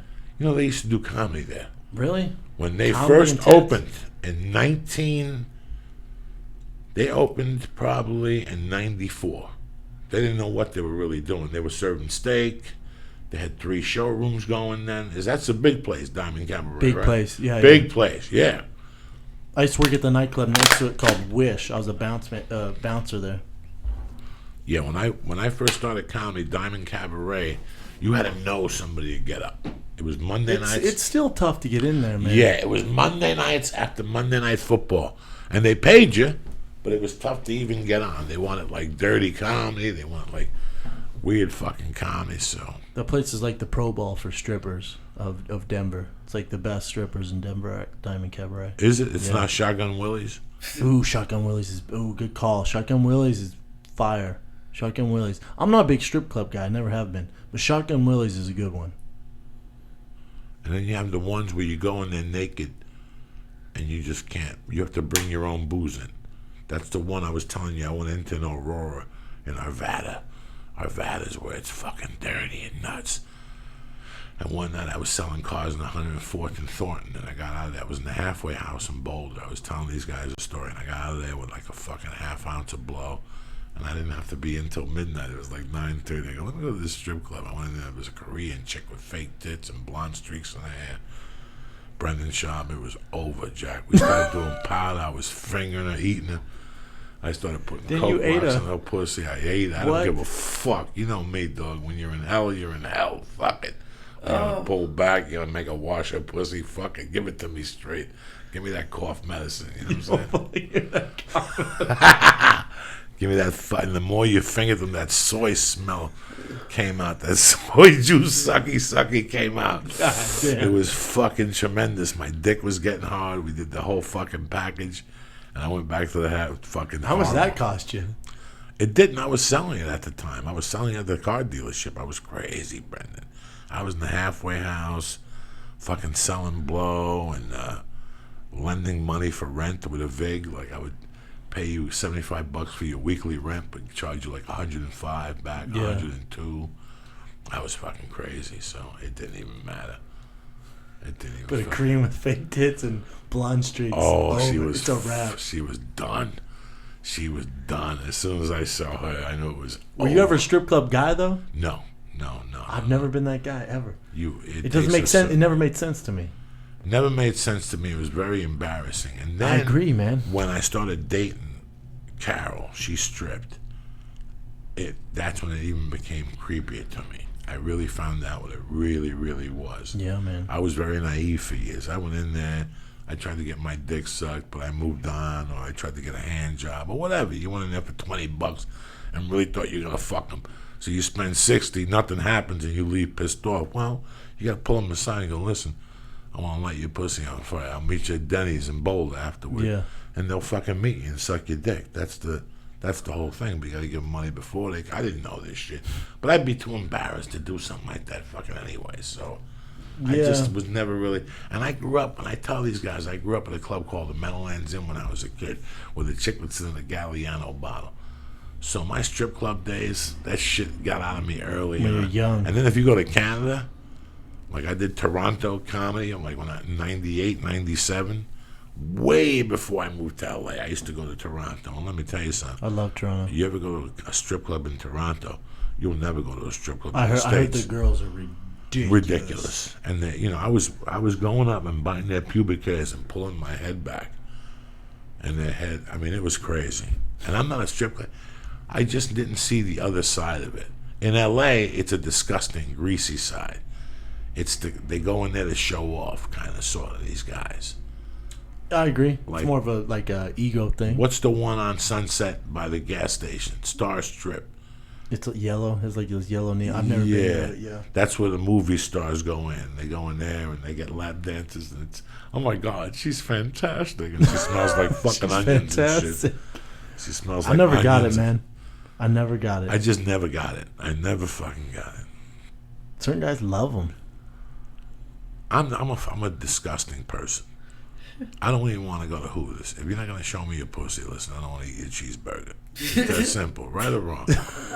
I like Hooters wings, man. No, they're too skinny for Papa. You know, you Too skinny once you for go to, Papa. Once you go to Buffalo and you see what those wings are about, it's tough after. What about Buffalo Wild Wings? No, those ain't Buffalo Wild Wings. That's just a name. Buffalo Wild Wings is owned by a guy named Chad. He never ate a buffalo wing in his fucking life. He's probably a vegan. He's got sandals on and shit. Making that money though, man. Yeah, he's getting paid like. Bro, I get one cheat meal a week right now. This fucking diet I'm on, and I'm going to Buffalo Wild Wings on Sunday. It's Well, good. take Lee with you. Take your buddy Lee with you. He'll go. I love He'll it. even pick up the tab. I love it. Look at him, so high as fuck. You just want some wings, man. I love him. When I moved to Boulder, I met a girl that was from Buffalo. And her family was from Buffalo. And on Saturdays or Sundays, we'd smoke dope, me and her, and we'd get fresh chicken wings and fresh blue cheese. Sounds nice. And she'd cut the chickens, and she'd fucking cook them in a wok. And then she'd make up the sauce with Frank's hot sauce and butter. Oh, that's and the she'd best. dip it on the fucking thing, and she made her own blue cheese dressing. Damn. And we'd buy Coronas. I would have married her. I did, and and she'd fucking we'd drink Coronas and just sit back, and after that I'd go to Buffalo with her, and I got so spoiled that now I don't eat regular wings. Like I don't, So you won't fuck with the wing? unless I'm in Buffalo. You've had the Rolls Royce of chicken wings. Now you won't fuck with the Why common. fuck around? Yeah. Damn. Yeah, especially if I look around and I see fucking people eating ranch dressing. I gotta go. Why you just hate ranch? It's insulting to me. I've been in Buffalo. How you gonna do? You know what I'm saying? Yeah, I get you. It's like going to Chinese. I don't need to eat the Chinese food with the chopsticks. Yeah. You follow me? Yeah. But the chicken wing needs to go with the blue cheese. The ranch, you just fuck it up. That's something. The you ranch is some invented. terrorist shit. It's like putting pineapple on pizza. You're just breaking my balls. You're just doing it to torment my fucking life. Bullshit. Yeah, you're just doing it to It's piss me the insulting. fuck off. It's insulting. I want you to take the plane to Italy. I'll give you the vig. Take to Italy and find me one fucking Italian eating fucking pizza with pineapple. If you find one, I'll suck your dick on the video. I'll suck your asshole. I'll tongue ball you. I'll do the whole fucking thing. I'll two-finger Louie you. Oh my god. It's true. You know, it's like Mexicans must be pissed. They just don't give a fuck. They're lazy like that. Taco Bell steals all their fucking, just make shit up. There's no chalupa in Mexico. There's no chalupa. No, they just make that shit Hey, up. I hate to tell you, there's no orange chicken in China. No, there's no that's fucking, what I'm saying. There's no They just fucking make orange. this shit there's up. no sesame chicken in China. Mexicans sit there going, what the fuck are they talking about with this new fucking inventions? These triple tacos. There's nobody in Mexico doing this shit. It fucking paninis. What the fuck? Focaccia bread. You don't like focaccia bread? I like focaccia bread. It's the panini that pisses me off. Because it comes from fucking nowhere. Now you got drafted. No, I didn't get drafted. I was a free agent. Yeah. It's a different fucking world up there, dog. What? Especially as a free agent, they have no stock in you. That's when I realized that the NFL was pro sports in general. UFC is as cutthroat as it gets, if not more so than the NFL. But that's when you realize it's a business, man. Legit business. They don't give a fuck about your feelings or your family. You know, it's heartbreaking, really. You play football, you fall in love with it as a child. You play Pee Wee football. Oh, yeah. You know, you play Red Raider football, 135. Yeah. Play freshman football with these batch of guys that you've been playing with for 5 or 6 years. Then you know, whatever. And you go to college, and just that level, just jumping from high school, even when you're all state, you're like, you know what, I got this. But once you go to Division I and you get there, you're like, oh my fucking God. You know, all summer long, I just stayed in the yard doing push-ups and running 40s with my. Not the same. These fucking savages Animals started at the age of 4. Therefore, you know, and then that's when you break. And I'll tell you, even with me, with my sport, it was basketball. All I wanted to do was play for North Carolina. When I was a kid, I'm like, listen, I'll get to North Carolina. I'll rebound my way to North Carolina. Yeah. That's how I'll do it. And when I was like a junior, I'm like, I'm in no danger. You gotta be 6'3" and have 40-inch fucking leaps to fucking, and that was heartbreaking for me. That was the worst when I came to the realization. I can't imagine being like in college and not knowing you're gonna go pro. You know, your buddies are going pro. You know, my best friend at the time, I just saw the different treatment because he was a first round to late first round, early second round pick. I just remember seeing the treatment he got, treatment I got, and it was tough, man. And he always tried to kind of, help me out, and he'd bring me along to certain stuff. But, man, you're talking about night and day different, man. And then you go to, Buffalo Bills, and they don't even know your name. They don't know your fucking name. They call you by your number, Yeah, it was just, to me, it was just a business. And the other thing is, not to say that I didn't get a fair shot, but it's just different, man. I felt like what I put into the game, and the game doesn't owe me anything. But all the time and amount of effort and my dreams I put into the game, I didn't get back. That's what I felt with football. When I left, I remember flying home from Buffalo, just being like, "Fuck, man, this is fucking dirty." Yeah, I remember being super brokenhearted. You just realize, because as a kid you think it's all this, glitz and glamour and hard work pays off on stuff. Then you get to the NFL, it's like, nah, homie, there's a lot of other things that go into this. Even college football, there's 1,000 different fucking things. Oh man, what? College football? Yeah. And you're in a high school where you're the biggest guy, and the guy you've been practicing against for 4 years is 40 pounds your lighter. You get to college, you're the little fucking guy. Yeah, man. You're the little fucking guy. And I seen it with my friends that went to college. And I'm like, but at least in college, at least you're like, all right, I have 4 to 5 years to grow into this to give the NFL a shot. The NFL, there's no growing into it. There's no 4 to 5 years to get used to try and make something out of yourself. You have one shot. You know what I'm saying? Like college, they'll say, all right, this kid's small, he has potential, he has good footwork, we can put some size on him, he's going to become a player. In the NFL, it's like, nah, man, you better be ready to go.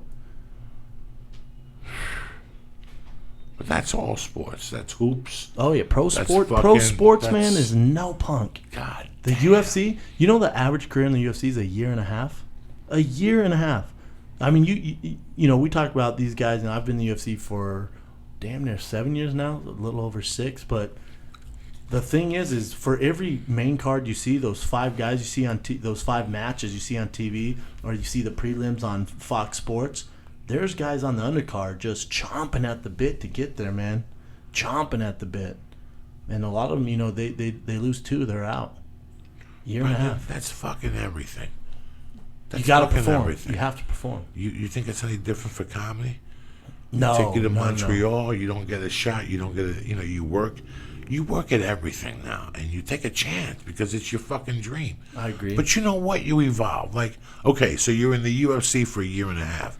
Jesus fucking Christ. How many people have that shot to be in the UFC for a year and a half? True. Now you have to evolve with that. But the only difference between comedy, don't get me wrong, comedy's the toughest job as there is in the business, but you can do comedy to your what? 65. You could be fucking 65, maybe 70 if you take care of yourself, 70. UFC, NFL, NBA, if it takes you 6 years to crack through, 2 years, you have a small window. No matter whether you start from your rookie year until you retire after 10 years, you have a small window, man. So those years you're not performing, you're not getting by, very small window. In comedy, it's really at your own pace, right? You can just keep grinding at these smaller shows until you make it big. There's no grinding in, you know what I'm saying? But you evolve. You become a writer. You go, you know what? I don't want to do this no more. I'm going to write a book and see where that goes. And in the meantime, your friend hires you because he can't write dirty jokes for the roast. Yeah. So there's always something as long as you keep believing. And That makes I sense. always believe, listen, I'm 52. I came out here at 32 hoping that, or 34, hoping, I didn't even know what I was hoping for. I just wanted to survive. I didn't think I was going to survive. I thought I'd be an extra. I'm like, I'll be an Did you come out here? Because a lot of people don't know Callan came out here to be an actor, fell into comedy. And he's just, he's a brilliant comic. Did you come out here to be an actor? Was I that the came original out to plan? be a comic. I didn't know what the fuck I was doing. Gotcha. I didn't know what the fuck I was doing. They told me, keep coming out like you. Latino nights are getting big. It's your way into the clubs. And I was like, I don't fucking know. I don't even like LA. Yeah. I had been here like 10 times. I never liked it. And every time I came, I liked the word. I didn't get it. I'm like, who fucking lives here?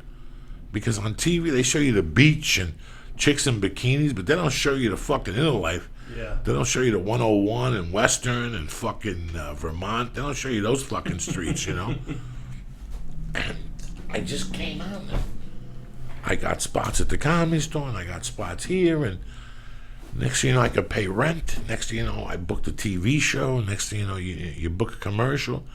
But you're fighting the whole fucking time. You're fighting for your fucking life. Whether it's the UFC, whether it's the little opportunities you get to capitalize in them. Yeah. Frank Mir, right? He was 0-19. He won his last fight.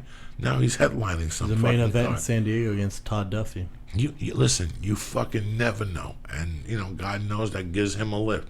Now, right now, if I'm fucking Frank, yeah, in the back of my mind, I'm thinking I want to beat Todd Duffy, but there's 10% that you're like, what's my next fucking move?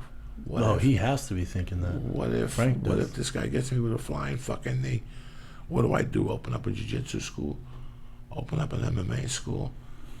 How many of those are there? I agree. There's a many jiu-jitsu schools, fucking 7-Elevens. Gym's a tough business to run, man. It's not a No. good idea. Jesus Christ. I mean, I look at Burbank and North Hollywood. There's 7 jiu-jitsu schools. Burbank is North Hollywood. Yeah. I mean, you could open it up and probably break even. Is that what you want to do, though? Because you're going to be at that gym 24/7. There's no 9 to 5 hours when you're an owner. That's a tough gig, man. Lee, how you doing? You got any input today? You're just going to sit there like fucking Zombo. I'm Let me good. give some shout-outs to you so we get you going. Look at the fucking shape of you. Jesus Christ. Chris Caro Zakarian, I love you, cocksucker. Michael Allstrom, Kyle Ship, Ookie Spooky, Scott Musa, Phil McCruis, Raz Dude, and Amy, I love you, cocksucker. Anyway, how's that for a couple fucking shout-outs? Letting people know we love them. You know what I'm Oh, yeah, saying? you got it, man. It's the fans that make this show.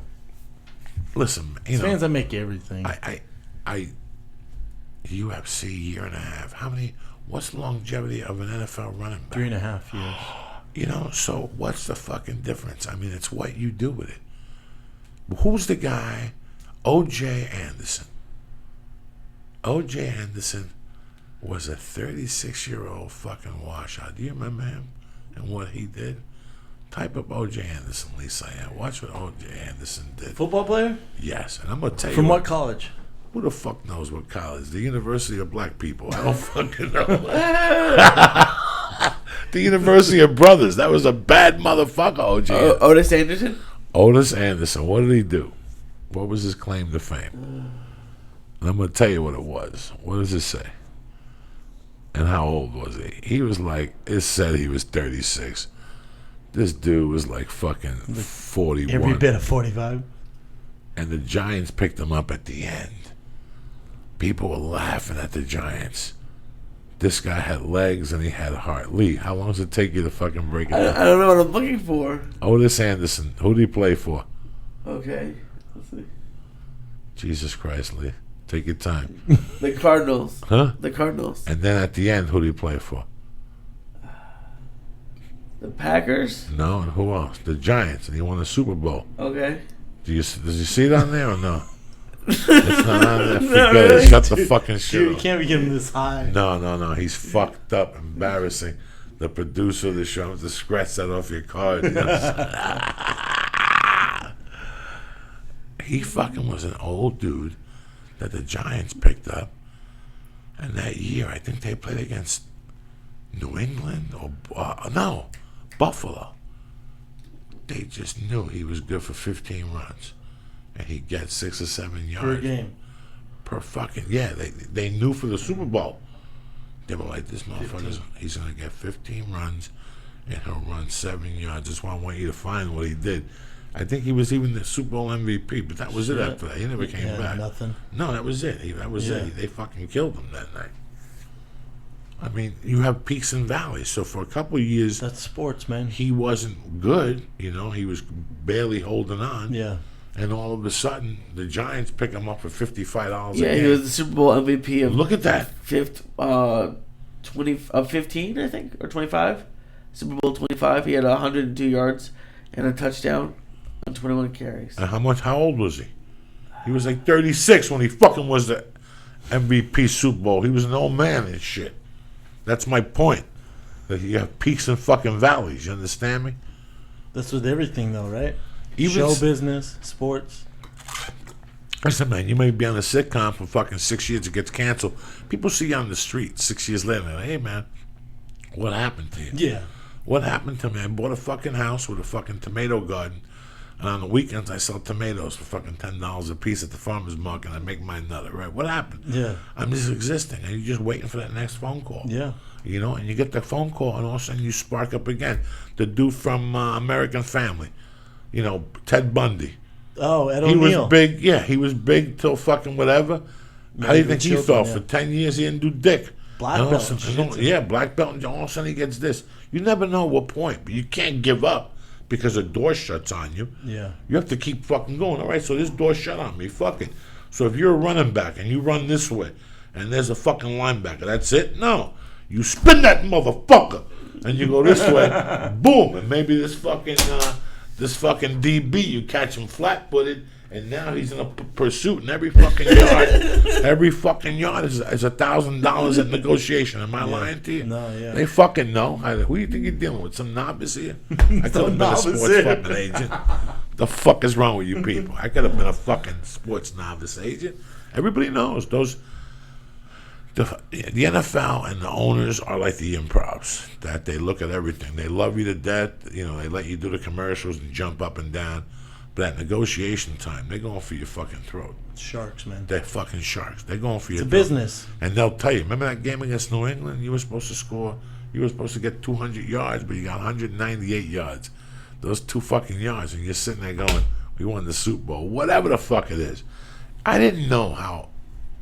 When I did the longest yard, I had a long weekend with Brian Bosworth.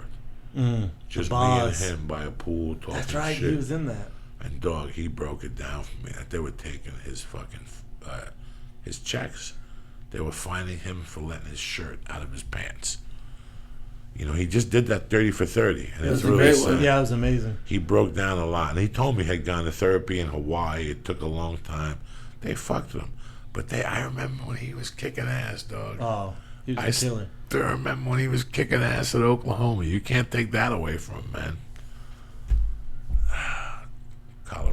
big football years. Yeah, I lived in Boulder during some good years. I fucked up my years in Boulder. I could have got a nice degree from Boulder, dog. It's a good place to get a degree For from. fucking nothing. Yeah. For free on the arm. Nice. It was very nice. I liked that campus. I like how they treated the people there. You know, they were uppity white people, bro. They were very uppity white people. And like I said, they're not racist and they're very intelligent, but when the shit goes down, they're going to point their fingers at the black people in the neighborhood. Or that's just normal shit. That's how people are, you know. But that was a kinky fucking town, man. I got arrested there and I went to jail there in the county. A lot of weird crimes did that. And some of the weirdest people I met were on that hill. Like, I became friends with these two guys. Not, you know, that Robert Redford worked at the Sink, right? Yeah. Right, Robert Redford worked at the Sink. And what's the place across the street? The Fox Theater was where I opened up for Ice Cube. Oh, nice. Right, and across from that is the place that sells chicken. Roses. Is And that up still the there? corner is the fucking sandwich place. Oh, yeah. Oh, what's that sandwich place called? There's a sandwich place at the corner next to it. Famous sandwich place. Used to be a movie theater next Yeah. door. That sandwich place had been there for years. I don't know if it's the same guys. It's there. Now, they used to be partners. There was 4 of them. And they were making tons of money because they were making fresh chicken cutlets. They still are. Fresh. Lines out the door. Out the fucking door. But now it's different owners, trust me. There were 4 kids that all went to high school together, knew each other from day one. But one kid was a bodybuilder. And all of a sudden, the fucking feds raided the place. He was getting fucking shipments sent from Germany. Boxes Oh my god. of Deca, fucking Stavranazole. He was fucking... Distributing. That's when you get in trouble. Yeah, he That's got where in the trouble. feds are going to red flag you. And some friend of mine, a car guy, was the one who got busted with them. And then he had a roll, and he rolled on the sandwich place. But that sandwich guys, those guys started from scratch. And it wasn't even on the hill. It was somewhere else. And then they expanded to the fucking hill. And that's where the shit started between them. Then the partners broke up, and one guy went away. The other guy moved to Boston with some chick. He used to call me on the slide. I gotta call you now. My girlfriend's shopping. She doesn't want me calling any of my old friends. What are you fucking talking about? What are you in captivity? What the fuck is wrong with you? What, ISIS guy? Yeah. What's up, Lee cocksucker? Lee. Look at this. Lee, we're going to need you to sober up, brother. I don't know. It's not going to be possible right now. All right, so how many fights you got left on the contract? 4 on my contract with the shit. UFC. How I many- signed a 6-fight deal with them. How many do you want to do? You know what, man? My next fight's going to be at 205. So I have this mock weight cut. It's going to take me 11 weeks.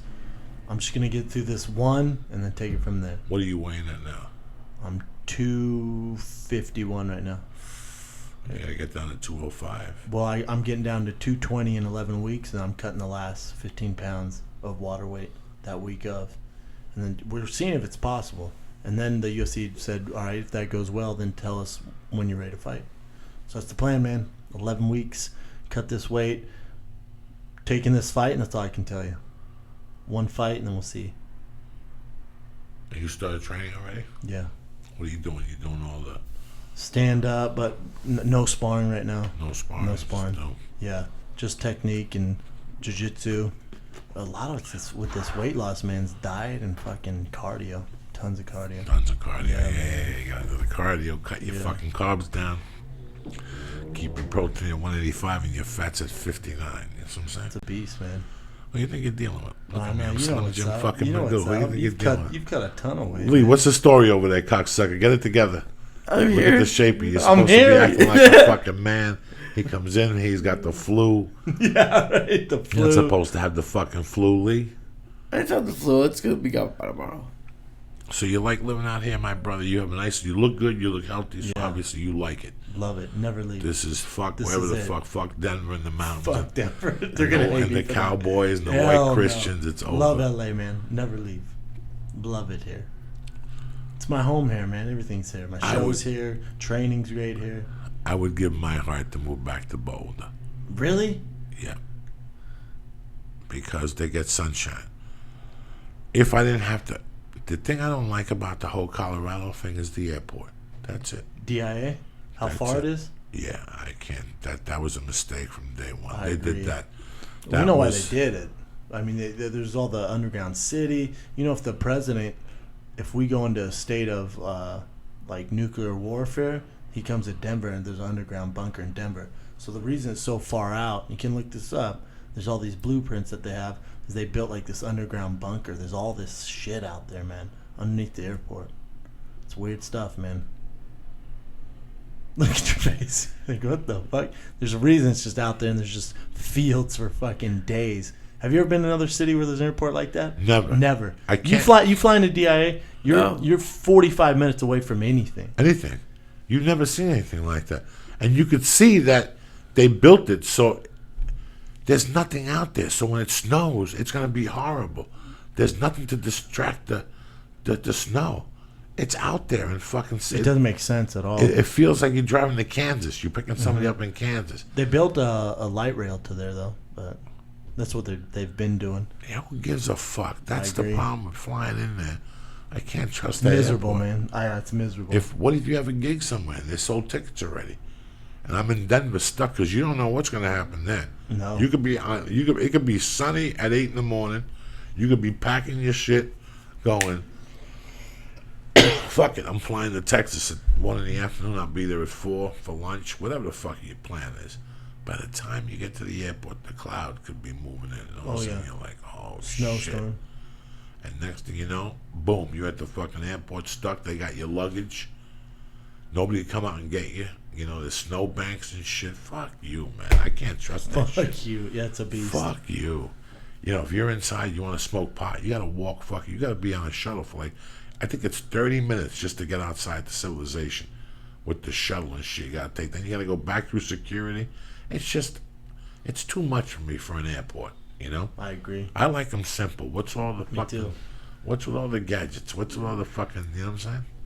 Well, you fly into Chicago, you're downtown Chicago, man. Walk out, you're in the city. You're in the city. You're L.A., you're right there, man. You're a cab Weird. right away from anything.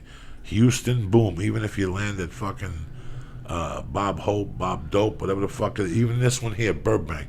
You land right around the corner. There's a sushi spot. Yeah, you're good. You're good. Something. There's Isn't civilization. San Francisco really far away? Like No. the airport? Uh-uh. Maybe just at the time I went, I thought it was like a 20 or 30 minute ride. 20 minutes. Yeah. You have to drive a little while. Not too bad. No, There's but some it's not. shit around San Francisco. What we're saying is not Denver. Hell It's no. not 45 minutes in Denver. Denver, you're literally flying into cornfields. You land, you're crazy. starving. You're fucking starving. All you're thinking about is a green chili burrito and shit. They have some legit restaurants in the airport, but still. No, not like that. Not that. They don't have no chubbies. They have a chop house. Do they really? Yeah, They ain't got no it's fucking new. chubbies. I don't want no they're chop not house. chubbies. I want some nice green chili fucking burritos and shit like that. Let me talk about the sponsors. We'll get the fuck out of here, all right? You got this, man. Let's start with optimal optimization. That's how we roll. You understand me? You want to get strong mentally, physically, spiritually. It starts with alpha fucking brain. It'll take you. Is it alpha brain? What are you looking around for, Lee? I can't tell because you're looking around like I fucked up somewhere. So It's Alpha Brain. Yeah, it's alpha I'm brain. on it right You're cool. now. You're Yeah, cool. all right. I'm just looking for the time What are you looking for the time for? because I have to run it down. It all 320. starts with alpha brain. You understand me? You know why it starts with alpha brain? Because it's money back guarantee if you don't feel the difference. You know what? You don't even have to return the product. We'll send you back to Gitas. Why? Because we believe. They've done some testing that is off the charts. I could sit here for hours and break it down. We ain't got that type of fucking time. Go to Onnit.com. Read all about Alpha Brain, the testing they've done. The results are going to be fucking mind-boggling. You're going to be ordering it. Trust me. And like I said, give it a shot. Columbus did. What do you got to lose? They got the New Mood. They got the Shroom Tech. They got the fucking T, the T testosterone juice. They got everything. Plus, they got the battle ropes. They got the weights. They got the kettlebells. They got the things that look like devils. You could throw those fucking things around. Knock yourself out. Go to Onnit.com right now. Go to the box and press in. Church. Boom! You get 10% off just supplements. No kettlebells, no nothing like that. Don't throw me under the bus and lie and say, Joey, tell me. I didn't tell you fucking dick, cocksucker. Just supplements. Go to the box and press in. Church. CHURCH and get 10% off your first order. And if you like what you get, go to the Stay On It program. Knock yourself the fuck out. You know, you're sitting there all bored to pieces. You're like, what am I going to watch tonight? Dancing with the Stars ain't on. I got the answer.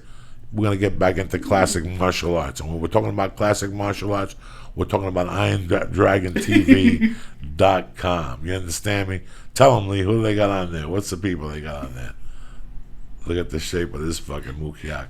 They got Jackie Chan. They got the Ant-Man series, Tachihiro. Hero. They have some 4K technology. Plus, they're writing new films all the fucking time. Dave Foley don't fuck around. In fact, we're not going to blow smoke up your ass. Just go to the webpage. Go to Iron Dragon TV. It's a Roku channel webpage. Go to IronDragonTV.com right now. Go to the page and press in. Joey. You're going to get 2 free movies for free. Go around. Snoop around. It costs you nothing. Costs you fucking dick to go and snoop around. You like Kung Fu. You like seeing Chinese people get kicked in the head. This is the fucking webpage for you. IronDragon.com TV. Please, stop it. Jesus Christ. You're like a fucking... You sound like a Jew woman. Fucking IronDragonTV.com. And press in... Lee, what's the word? Look at the shape of this fucking... What? Look at this. Look at the skin. What's Joey. Joey. And get 2 free films, all right? Let me ask you a question. How much longer are you going to sit there with those same crusty fucking underwear on? Nobody's sucking your dick, your balls smell, but the underwear smell worse. You ever eat a chick out and a fucking panty smell?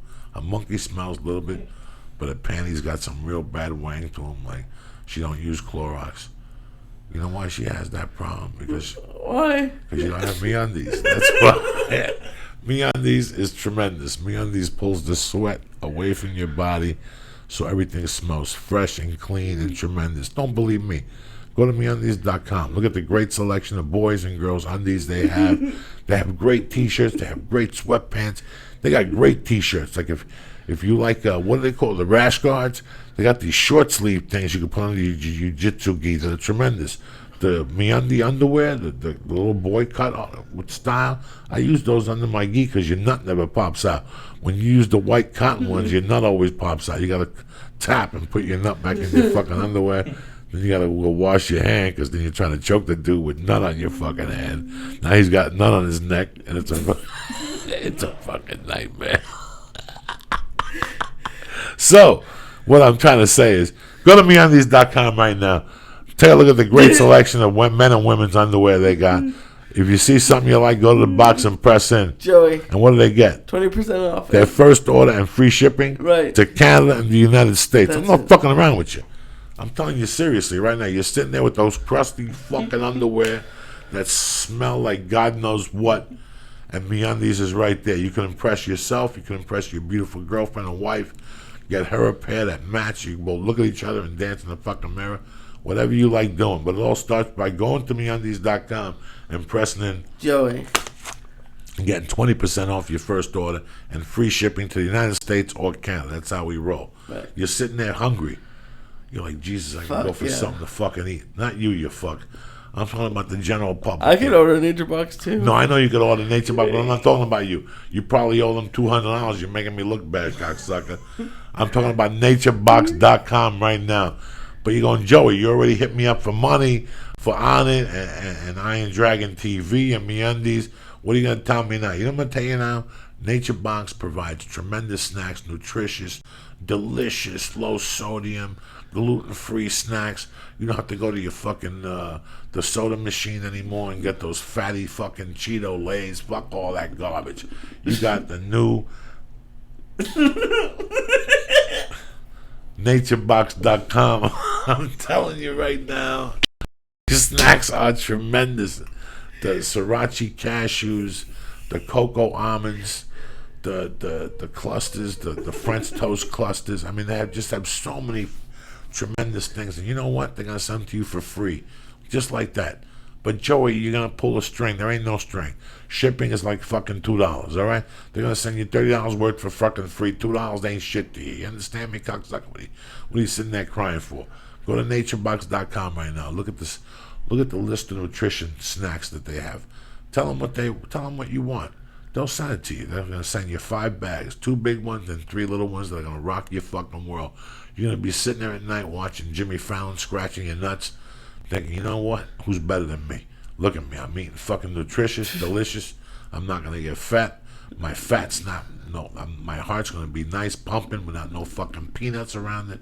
All that type of shit. All right, but it all starts with you. Go to naturebox.com right now and press in. Joey. Boom. You get a free Nature Box sampler sent right to your house, no strings attached, free. Okay, it's like $2 for fucking shipping. You go for the $2. Trust me, it's worth what you're gonna get for $2. All right.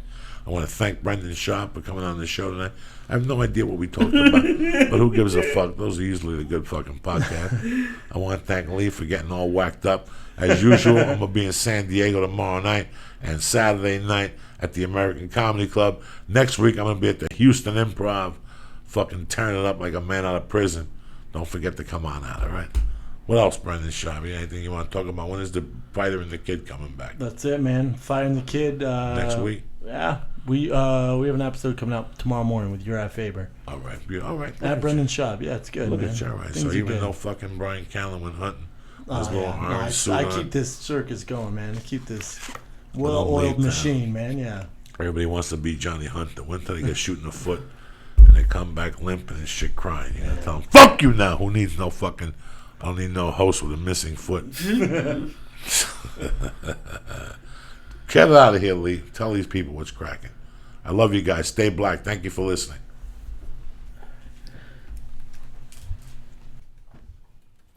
Go to onnit.com and use code word church to get 10% off of your order of all the great optimization products. Go to IronDragonTV.com and use code word Joey to get 20% off. Oh, to get 2 free movie rentals of all the great martial art movies. And go to MeUndies.com/Joey and look at all their men's and women's underwear. They have t-shirts, socks. When you go to MeUndies.com/Joey, you get 20% off your order. You're slipping. And you also get free shipping in the United States and Canada. And lastly, go to naturebox.com and don't forget to go to naturebox.com and sign up to get your free sampler box of great tasting healthy snacks.